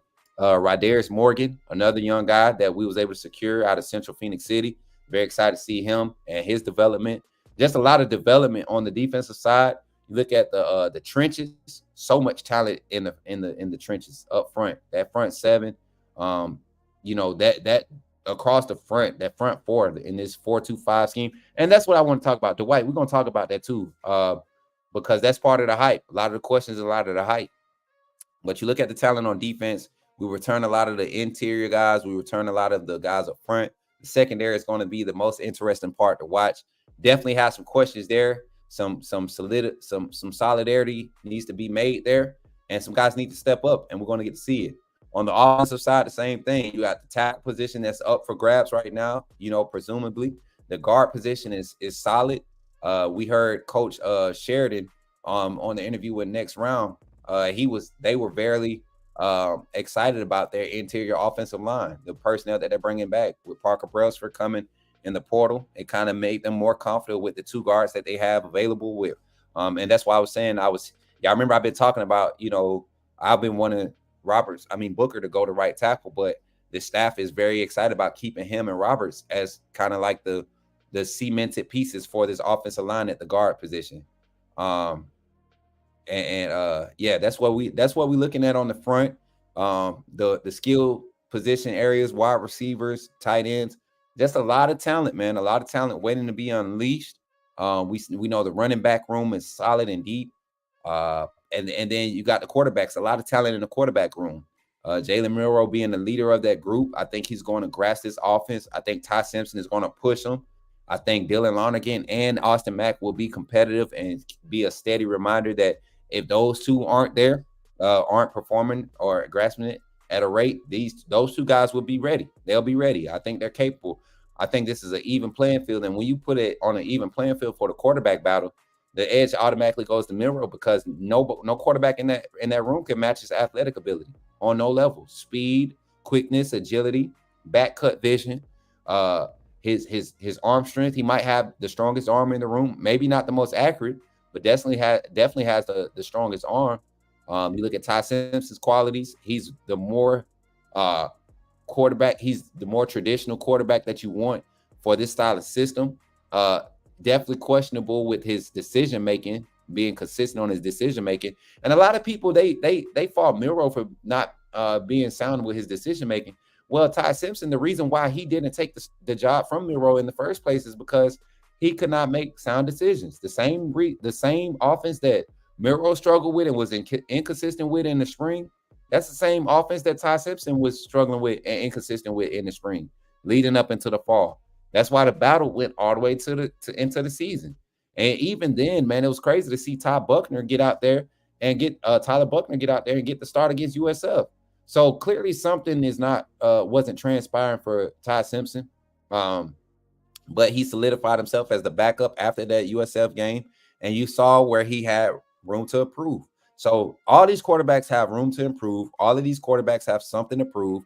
That's the same thing with a lot of the guys, the tackles that we're going to see. They have room to improve. I don't think Elijah Pritchett is the clear-cut starter just yet because Wilkin Formby, Miles McVay, those guys are coming. Those guys are developing. And honestly, their performance, I believe, this spring will be a good tell-all, be-all of who this offensive line is going to be up front, who's going to be solidified. So I'm excited. I'm excited to see it. They do more with guards in KD's offense. I like keeping the older guys in the interior. They'll make it easier. Facts. And Antoine, to go aside with your point, and I like that undefeated hoodie you got on there in that avatar. Haven't even noticed it, and I probably looked at your junk like 20 times. But what I do want to jump on with that statement is, man, the fact that, Rock Montgomery was even being in the talks, that goes to show you the type of aggression and the type of style that he plays with, the type of energy he plays with, because I feel like he might be the first guy off the bench for this Alabama offensive line rotation on the interior. If there's a tweak between Roberts and Booker, knock on wood, if anyone have a tweak or an injury, I feel so confident with the likes of Rock Montgomery, Casey Poe. Who else can be on the interior right there? I'm missing some names. Young guy, I think Sanders. I think that's his name. I got a lot of confidence in a lot of these offensive linemen, especially the interior guys. The tackle position is the one I'm curious to see. Not scared. I'm just curious to see who steps up and what they look like against some of that talent on the other side, the ones on the other side.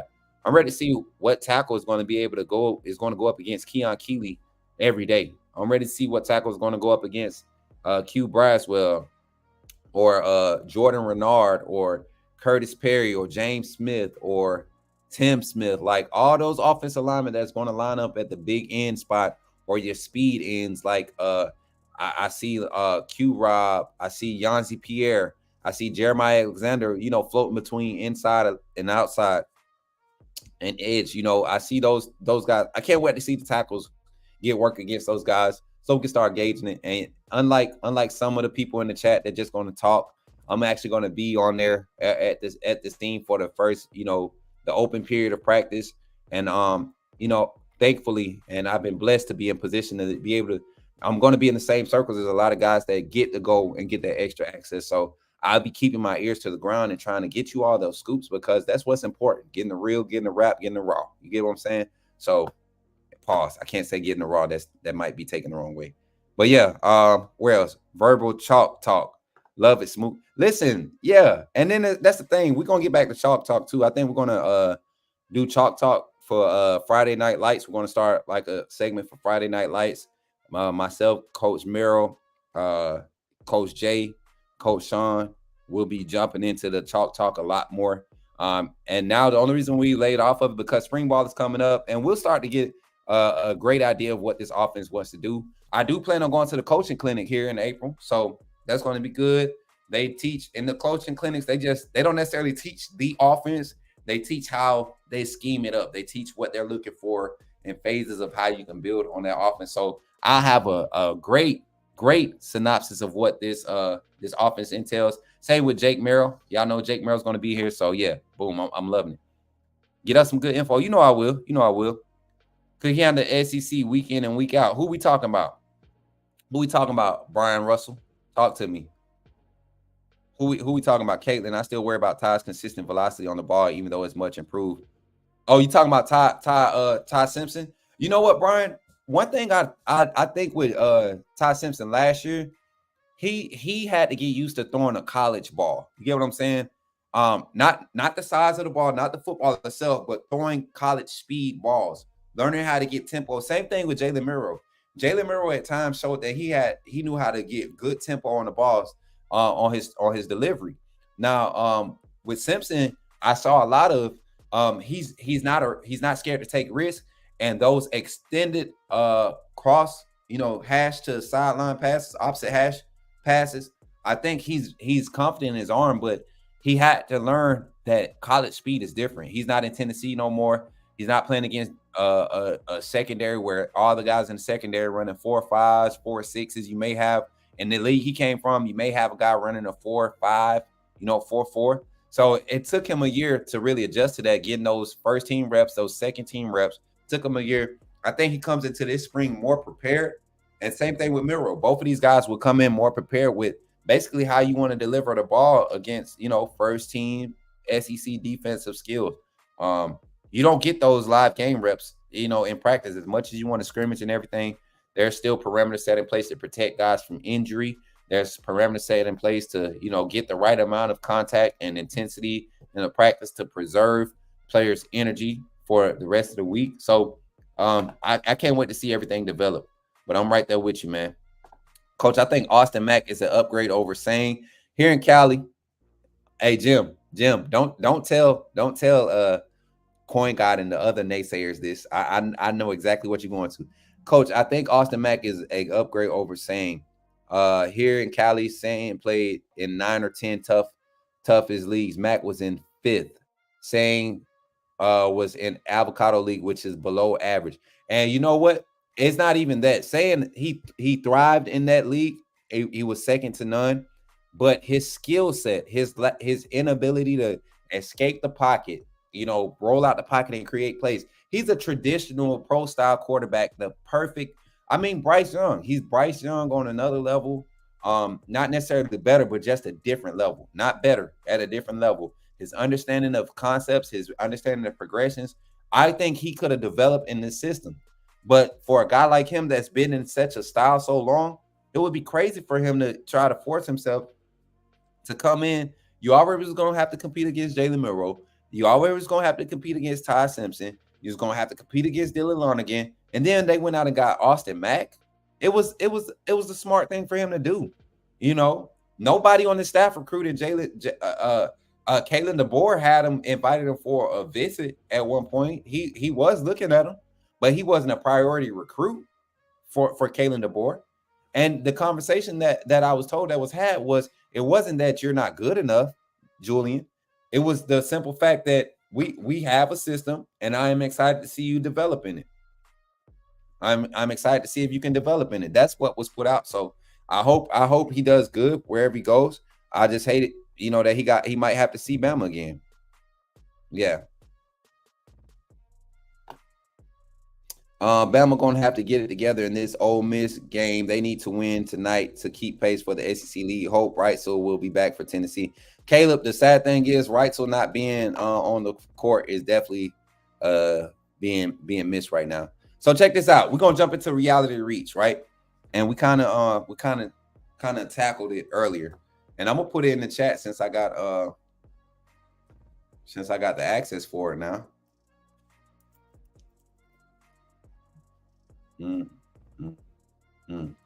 All right, I'm gonna put another poll in the chat for y'all. And if y'all see the notifications, if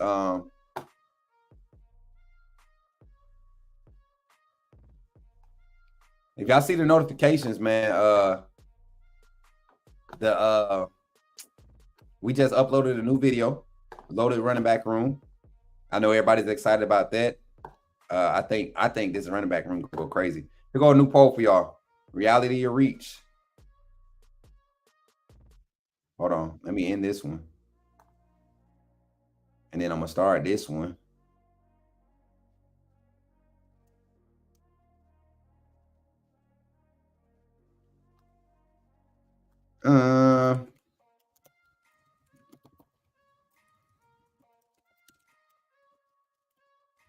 And it's going to be a simple one, the first one.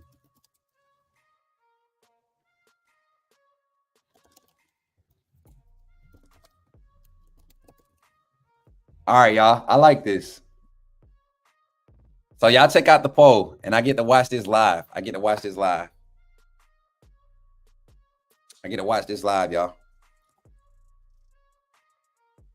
Let's get it. Let's get it. Oh, we got a lot of reaches out there. Got a lot of reaches here. Come on. Keep the votes coming. We at 24. Keep the votes coming. I'm gonna tell y'all what I think.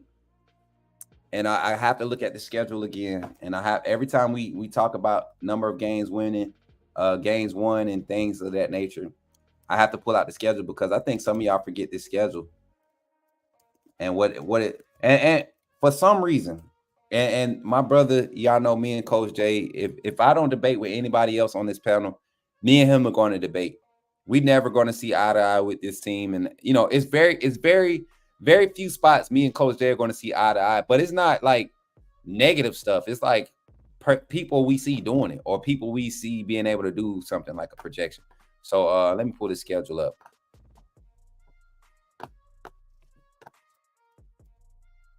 We're going to dive into it.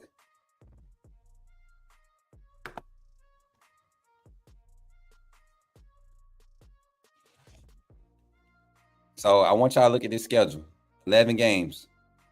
And I'm gonna in the chat. I'm not in the chat. I'm gonna go to the poll real quick. How many votes we got? 8 more. Let's get 8 more. We're gonna from now on, we're gonna just start cutting the votes. If we got 100 and we got 100 something live, we'll go 50. We'll go 50 before we stop the voting, so we can get the results and get some reactions to the results. Come on, y'all. If you haven't ran the vote up, go ahead and run a vote up for this this poll. We at 42, 43. Come on, we need 7 more votes. 6 more. 6 more. Reality reach. Alabama will win 11 games. 5 more. 5 more. Don't be changing it up. Somebody in the chat changing it up. I'm gonna come jack you up. Let me find out. 46 votes. Come on, yeah. Look at y'all. See, y'all being petty now. Who's double tapping? I ain't seen Uncle Jay in the chat. Uncle Jay been in the chat tonight, y'all. Y'all make sure y'all check it. Mount up. It was a clear black night. A clear white moon. Warren G was on the streets trying to consume some skirts for the ease so I can get some phones rolling all around, chilling all alone. Just hit the east side of the LBC on the mission trying to find Mr. Warren G. Seen a car full of girls, ain't no need to tweet. All you skirts know what's up with 213. So I hooked the left on 21 and Lewis. Saw some brothers shooting dice, so I said, let's do this. Hopped out my whip and said, what's up? Them brothers put some gas, so I said, I'm stuck. Don't get me hyped, boy. That's my song, boy. That's my song, boy. That's my jump, boy. That's my jump, bro. Regulators, Warren G. Come on, man. Warren G. Come on, man. That dude was on something, bro. Warren G was on something. You know what I'm saying? What else I know about that Warren G? That's my song, man. That's my song, bro. I'm telling y'all, if y'all want me to get live and y'all want me to turn up at karaoke night, play doggone Regulators. Play Regulators. I'm gonna go crazy. I promise you, I will stop whatever I'm doing. If I'm in the middle of sipping a drink or middle of biting a chicken wing, I'm dropping it. I'm dropping it on the plate. I'm not dropping it on the floor. I'm dropping my chicken on the plate, and I'm going to sing that song for y'all. So let's go into it, y'all. Y'all love y'all, man. Y'all get me hyped. So check this out. Western Kentucky, 1, 2, at Wisconsin, 3, Georgia. I'm predicting we win. I think this is the first big game of the season where Kalen DeBoer kind of gets a lot of buzz. And I think this might be a trap game for us because when we win this game, I think the next big game against Tennessee, that might be the one we slip up on because of such a young team. How do we handle success after beating the highly touted Georgia team? This is a season where Georgia can lose to us early and it won't bother them because they know they could see us at the end of the season if they win out. Same with us, you know. Tennessee is the one that I'm kind of skeptical about. So let's say 1, 2, 3, 4, 5, 6. Let's for unbiased purposes, right? Because I really do think Tennessee is going to be a team that gives us some competition, right? Not saying that they're going to blow us out, but if Tennessee beats us, it's going to be a tight game. It's going to be like a mistake game where we just beat ourselves. Tennessee will not dominate us. We will have to beat ourselves that game. We will have to lose that game. Missouri, bringing back a lot of talent. If we were playing at Missouri, I would not be confident about this game. But we got them at home. This will be after a tough Tennessee game. I think Kalen DeBoer and this staff will be able to get our boys up to show up for this Missouri game, knowing what type of talent they're returning. LSU is going to be a tough game at night, but I think we have a little bit more talent. And by this time of the season, this is the last stretch of the season. I think by this time of the season, Alabama will have his identity and the offensive firepower will be so fluent. Regardless of who the quarterback is, I think it'll be fluent. Mercer, another win. Oklahoma, that's another win. And Auburn, Iron Bowl at home. We usually don't drop those. I say we win this one. Kalen DeBoer's first big one against Hugh Freeze. 2 offensive guys. They're probably going to, end up shooting it out. Kane Womack and this defense is going to have to dial up a lot of pressures and expect a lot of trickery, a lot of misdirection from Hugh Freeze. And the 4-2-5 puts you in contain mode sometimes, and that might be a game where we go in contain mode. A lot of bracket coverage on the back end, and a lot of straight up 4-man stunts trying to get pressure with 4. So we look at the votes. We're at 54. I'm gonna end the poll. We have 74% saying that getting 11 wins is a reality, and 26% saying that it's a reach. So for all the reach people, start running it up. Start running up. Why is it a reach for us to get 11 wins? I literally just counted out how many. Let's count them up. 1 with Western Kentucky. 2, 3, 4, 5, 6. I said I'm gonna count Tennessee as an L. 7, 8 at LSU. 9, 10, 11. Like what game? LSU may be a tough one. Tennessee may be a tough one. I mean, Georgia, I don't think that's going to be a loss for us, y'all. I'm so serious. I really think the style of offense that Kalen DeBoer designs, Kirby Smart struggles with those style of offenses. He struggles with them, just like Saban did. I'm glad we didn't have to see Washington in the playoffs. That offense, all that pre-snap motion and, misdirection, that stuff messes up a Coach Saban style offense. And Kirby Smart literally took the blueprint and continued to recruit probably athletes that wanted it more. Kirby Smart stuck more to the gritty side, getting those real dogs. We got kind of pretty in recruiting over the past 6 years with Coach Saban. Kirby Smart was finding all these mammoth of biscuit, watermelon eating, hay bale carrying country boys going down there, snatching them up, put them on that D-line, put them at linebacker. Bunch of missiles, headhunters, dudes that don't understand what concussion protocol mean. They wake up and eat breakfast and make breakfast with concussions. Will change once I see the team. Yeah, me too. I think I'm gonna have a more realistic gauge once I see us start operating and everything. But just based off preseason talent on the roster, looking at all the other rosters, the production, we ain't the only team that lost a lot of production, guys. We are not the only team. Tennessee lost a lot of their offensive production. LSU, all that firepower, all the teams that had firepower on offense last year lost a lot of production in the SEC. So I think we're going to be straight. Georgia, they're looking to replenish their wide receiver core, their running back room. Like they got some young guys that need to prove, that's coming off energy, that need to prove themselves. Their secondary, they lost a few guys in the secondary. They lost a highly touted linebacker, a true freshman that started for them last year, and Dumas Johnson, I think was probably one of the best linebackers in the nation right now. So I think Georgia's going to be there. Moonrocker, what's good, family? He said, what up, Smoot? Yes, sir. We're going to hit Kirby harder than Ole Miss hit Saban once upon a time when he arrived in the SEC, but better because Debo is better. Coach Corrupt, Pastor Freeze. Facts, man. I really do. I really think Coach Debo going and you know what? I think it's more so the fan base that's trying to downplay Coach DeBoer and what he's doing. I think the coaches in this league, they know what he's bringing to this league. And I guarantee you the powers that be are really trying to get prepared to what this offense could possibly be. And the scary thing is you just don't know. Jalen Milroe showed times last year where he was the worst quarterback in the league, but then for a 4 or 5 game stretch, he showed he was the best. Heisman talks. Last 2 games of the season weren't his best. But if you're going to take the last 2 games and make that his body of work, then you're sadly mistaken. I remember seeing the likes of Michael Vick have slumps. I've seen the likes of we saw Lamar Jackson have a sophomore slump, his second year in the league. And a lot of people compare Jalen Milroe to Lamar Jackson. I don't compare him to it because of his skill set. I compare it to Lamar Jackson because of his mindset. Lamar Jackson, once he started growing in the passing game, his timing took a hit. Like his pocket presence took a hit. And so he had to continue to develop. Once he started becoming a passer, a legit passer, he had to take time and develop his pocket presence and how he went through his reads, not staring quarterbacks. Now, I've seen the same things happen with a lot of athletic quarterbacks, such as Jalen Milroe. So for everybody that comes in, Coin God, Bama hater, who else? AJ, all the Milroe doubters, Adam, Lapero, my respected Milroe doubter. I respect Adam's takes. Adam Lapero, he comes in with some solid takes.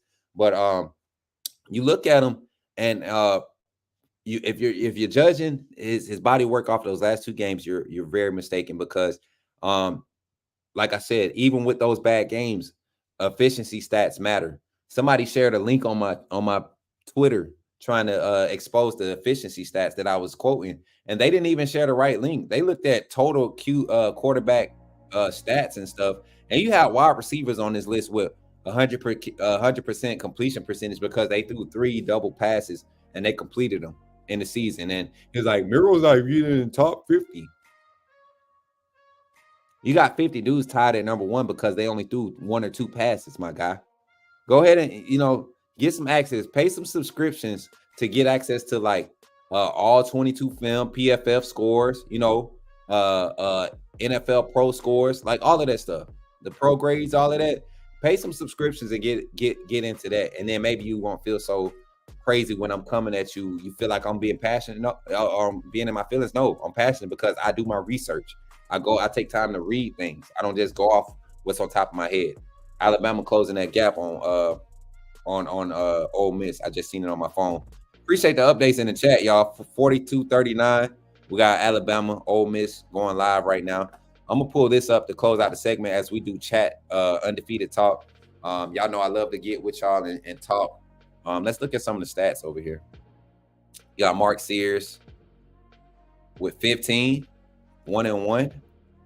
Estrada 5, 4-4. I like Estrada because he'll stuff the stat sheets. I just don't like him shooting a lot. he gets trigger happy and throws off the momentum bad. Yeah, we missing some guys, as you can see. Nick Pringle, man, I wish he would wake up. I wish he would wake up and just become a dog, man. I wish he would stay focused and just become a dog. Grant Nelson, I like the kid. I just want him to be. I want him to be able to crash the boards a lot more. I want to see Coach Nate Oates add 2 defenders to this roster next year. 2 solid defenders, and I think you have a solid team. 2 guys that want to get on the boards. Games where Alabama just kind of handles business, they attack the offensive boards.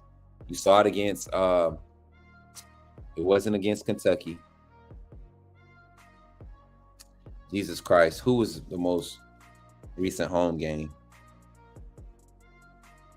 I mean, that's how they got back in the game against Auburn. You know, attacking the glass on the offensive end. So, I want to jump off here. I want to get into the game. I really want to watch the rest of it. Let's go, Milroe. Yes, sir. Coach, you spin right now. I hope I'm seeing Pringle slightly turn into a dog in this game, but let's see it play out. You know what? I haven't been able to watch it. So if what I'm talking, 7 foot 250 is what we need. Not even that, man. In today's game, you could get by with a 6'9", 6'10" guy as long as he understands how to use his body. You know, 6'10", 245, 6'10", 250. You can get by with that in college ball. Yeah, we need some bigs though, for sure. We definitely need some bigs. You're not going to find too many 7-footers to come to Bama though.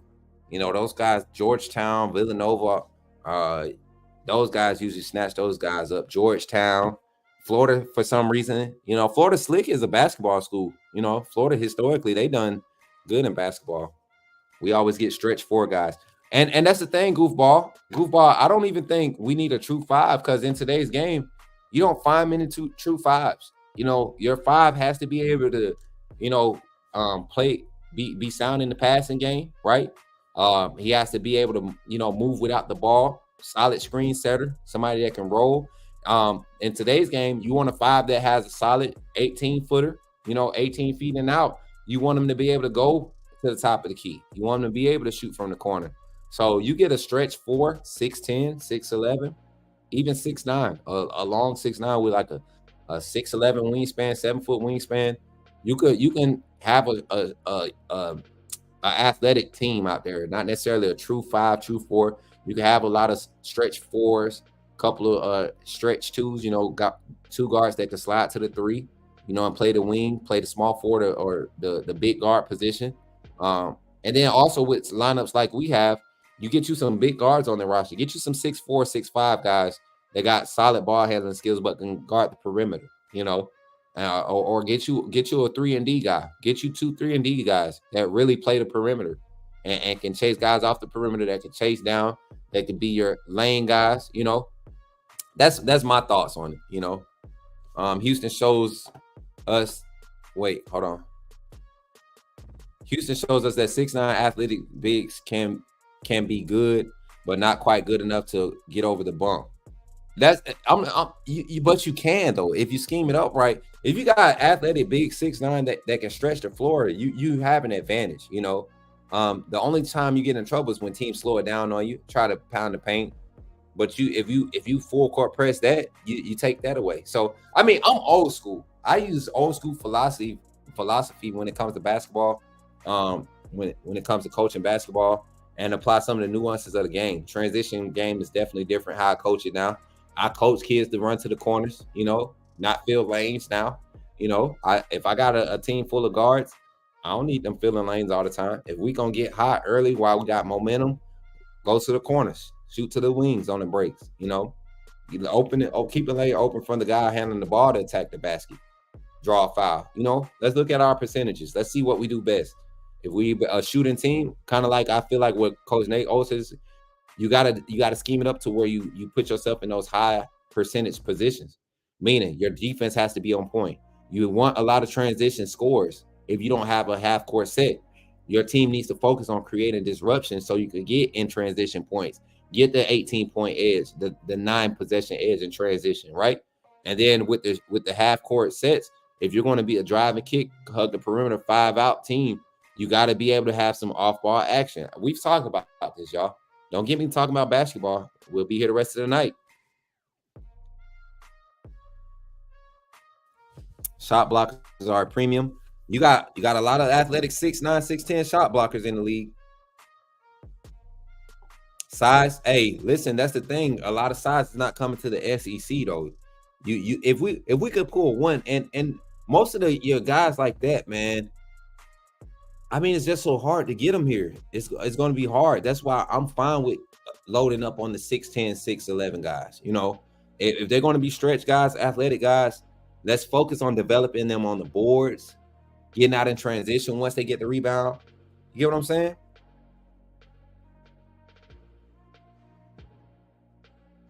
Okay, I like that, Jim.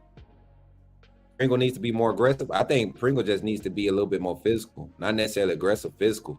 He shies away from a lot of interior contact. Yeah. Milroe sizing up nicely. Where Milroe at? Milroe only 6'2", though. I think Austin Mack might get a look on the basketball team before a lot of players. Him and Caleb Odom. Caleb Odom's what, 6'5", Austin Mack 6'6". Oh, you know what, Brian Russell?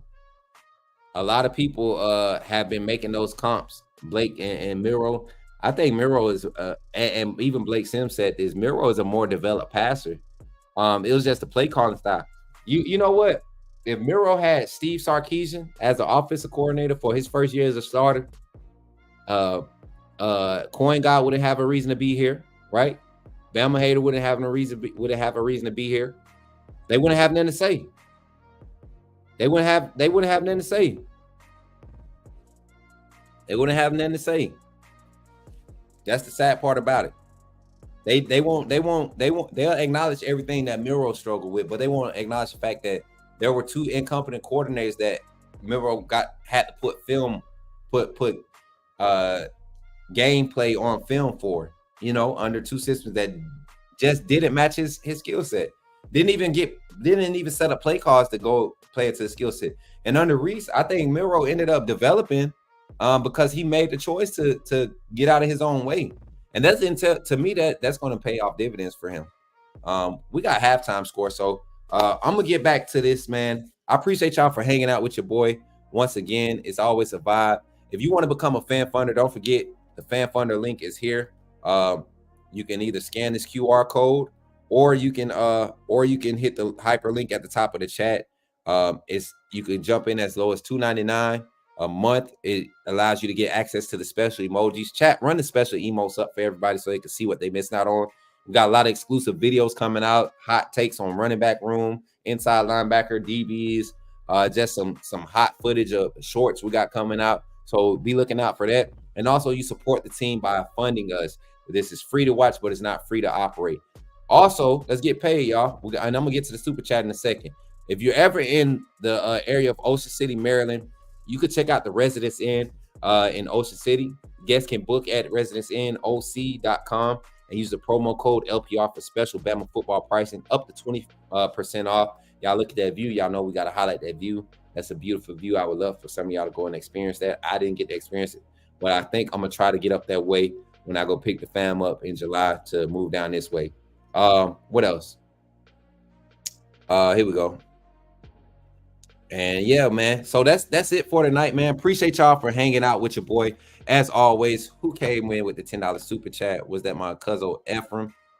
Just because it's Bama. Appreciate that, Ephraim. Much love with the $10 super chat. We appreciate y'all for hanging out tonight. It's always a pleasure coming before you all and delivering the up-to-date news, everything. Y'all want to see how my backdrop look? Oh, y'all can't see it. I set this thing up good, chat. Y'all want to see what it looked like in this hotel room before I go? Y'all want to see? Yes or no? Y'all want to see it? I want y'all to see how cool this is with like technology. Y'all want to see it? Yes or no? Yeah or nay?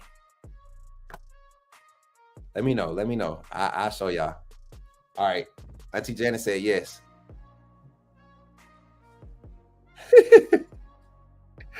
That's what it is, y'all. Look. That's what it is, y'all. Pretty cool, huh? If y'all be in T-Town, y'all know what room I'm staying at. Don't talk about me. Look, I'm not picky. I'm one of the ones. Look, it don't take much to accommodate me. It don't take much to accommodate me. I want somewhere with some good internet. That's pretty cool, huh?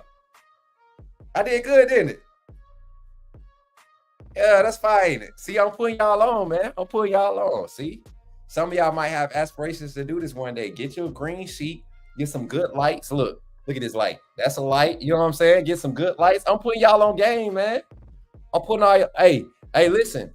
Hey, for all the lurkers in the chat, all the content people that watch Bama football on YouTube and have your own channels, and you watch us for your ideas, take these ideas. Set up your get for real. Take these ideas. Get you some lights. Some of these, I could put the links in the description for you. I know you're not going to. I know you're not gonna come in and admit that you in here stealing our stuff. But it's a green screen. You could just get a regular green sheet. You can get lights. Y'all know I'm gonna be petty, y'all. Nah, bump the ring lights. These box lights are better. These box lights, these are stage lights. The ring light is for like phone cameras, phone light, phone camera. But these box lights are perfect, y'all. I love them. I'm gonna get like 3 more. Piano man, you like their background, man? Appreciate y'all, man. Appreciate y'all. But for real, y'all, this is an honor to be in front of y'all every night, every day. I appreciate y'all for supporting. And as always, man, don't forget to support the channel. Run up the likes. If you haven't subscribed, go ahead and subscribe. And also, if you haven't become a fan funder, take advantage of it. It's a family. It's a team. And y'all know how we do. Every time I end this show, I have to leave y'all with one big old roll tide. And that was a bigger one because I'm happy to be here, y'all. Much love. Y'all enjoy the rest of y'all night. It's been fun. I'm Coach Smoot, and I'm out, baby.